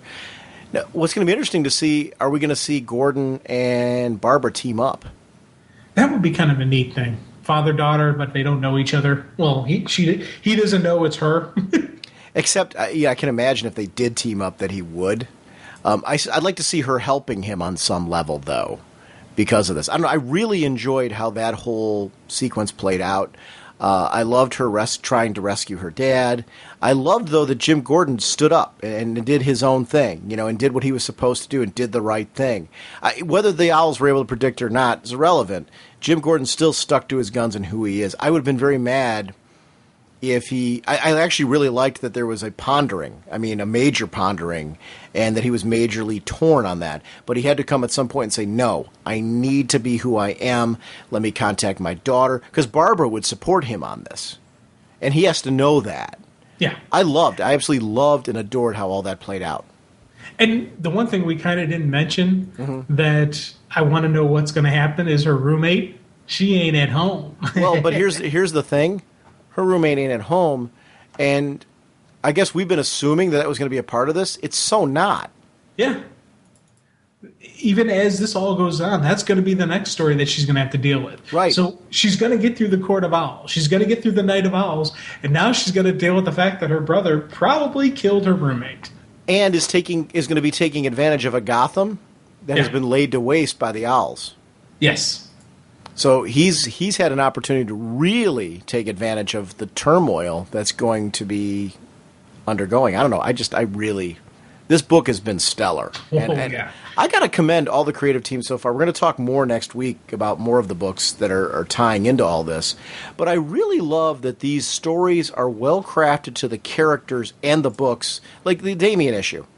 Very Damian focused of Batman and Robin, because Batman and Robin is a Batman and Damian focus of a book. Great opportunity to spotlight Damian, because we know that Bruce is very busy. He's a little busy, yeah. He's got a couple stuff on his plate right now. So you've got a great opportunity to showcase and highlight Damian and how he fits into the whole Batman world and how he would handle these talents. I love that he was solo in that. And while I echo your sentiments of him maybe in a solo book, I also I don't want to see that take the place of him having a monthly with Bruce. Because that to me is so fresh and exciting right now, the two playing off each other. I'm enjoying it just as much as I enjoyed Dick Grayson and Damian, in a very different way, that I really want to see more of that explored between the two of them. So if they do it with him in a solo, great. If not, there's a great opportunity in Batman and Robin to do solo spotlights like this that I think just work fantastic. I would go gladly either way, as long as we continue to get stories with him and Bruce together. Batgirl. Oh, man, is this a great book and a great read. I can't wait next week to continue talking more about things like Batwing and Detective and Red Hood and the Outlaws and all these other books that are Nightwing again, all these other books that are tying into this, because it's a great event. A great event. Birds of Prey is tying into this. So we got a lot of books to talk about that are part of this event that we're going to continue next week. Nothing like the handy-dandy electro claw for carving through metal doors. Once again, sponsoring our show is DCBService.com and InStockTrades.com. I want to remind everyone that DCB Service is a Comixology digital partner.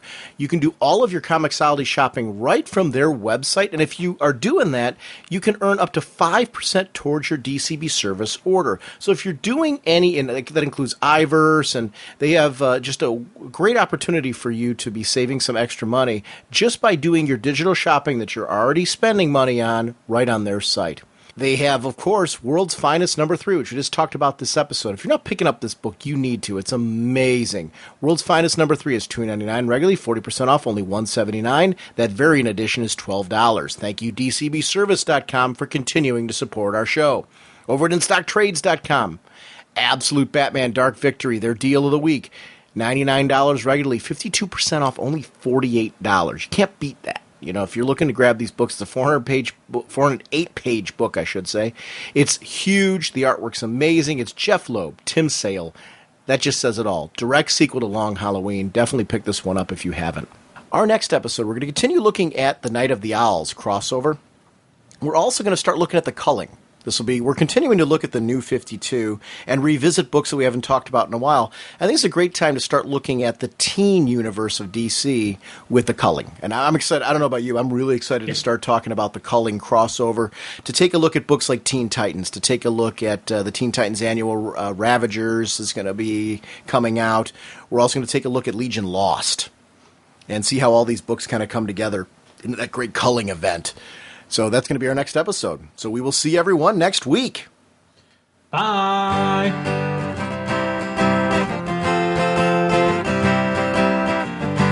Flying through space and time, 1,000 different lifetimes. Faded for love and flaws and incredibly clear sightlines. Swinging your mace around, such a practical outlook. Helping the JSA and occasionally supporting your own book. Hawkman, Hawkman, eagle eyes can't see. Hawkman, your plan and what you do to me. Hawkman.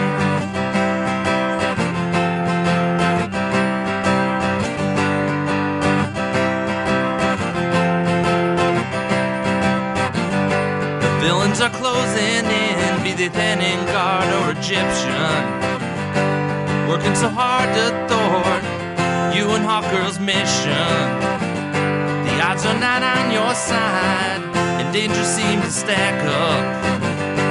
Things would be so much easier if you would just call for backup. Hawkman, Hawkman, eagle eyes can't see your plan and what you do to me. Hawkman, Hawkman, eagle eyes can't see.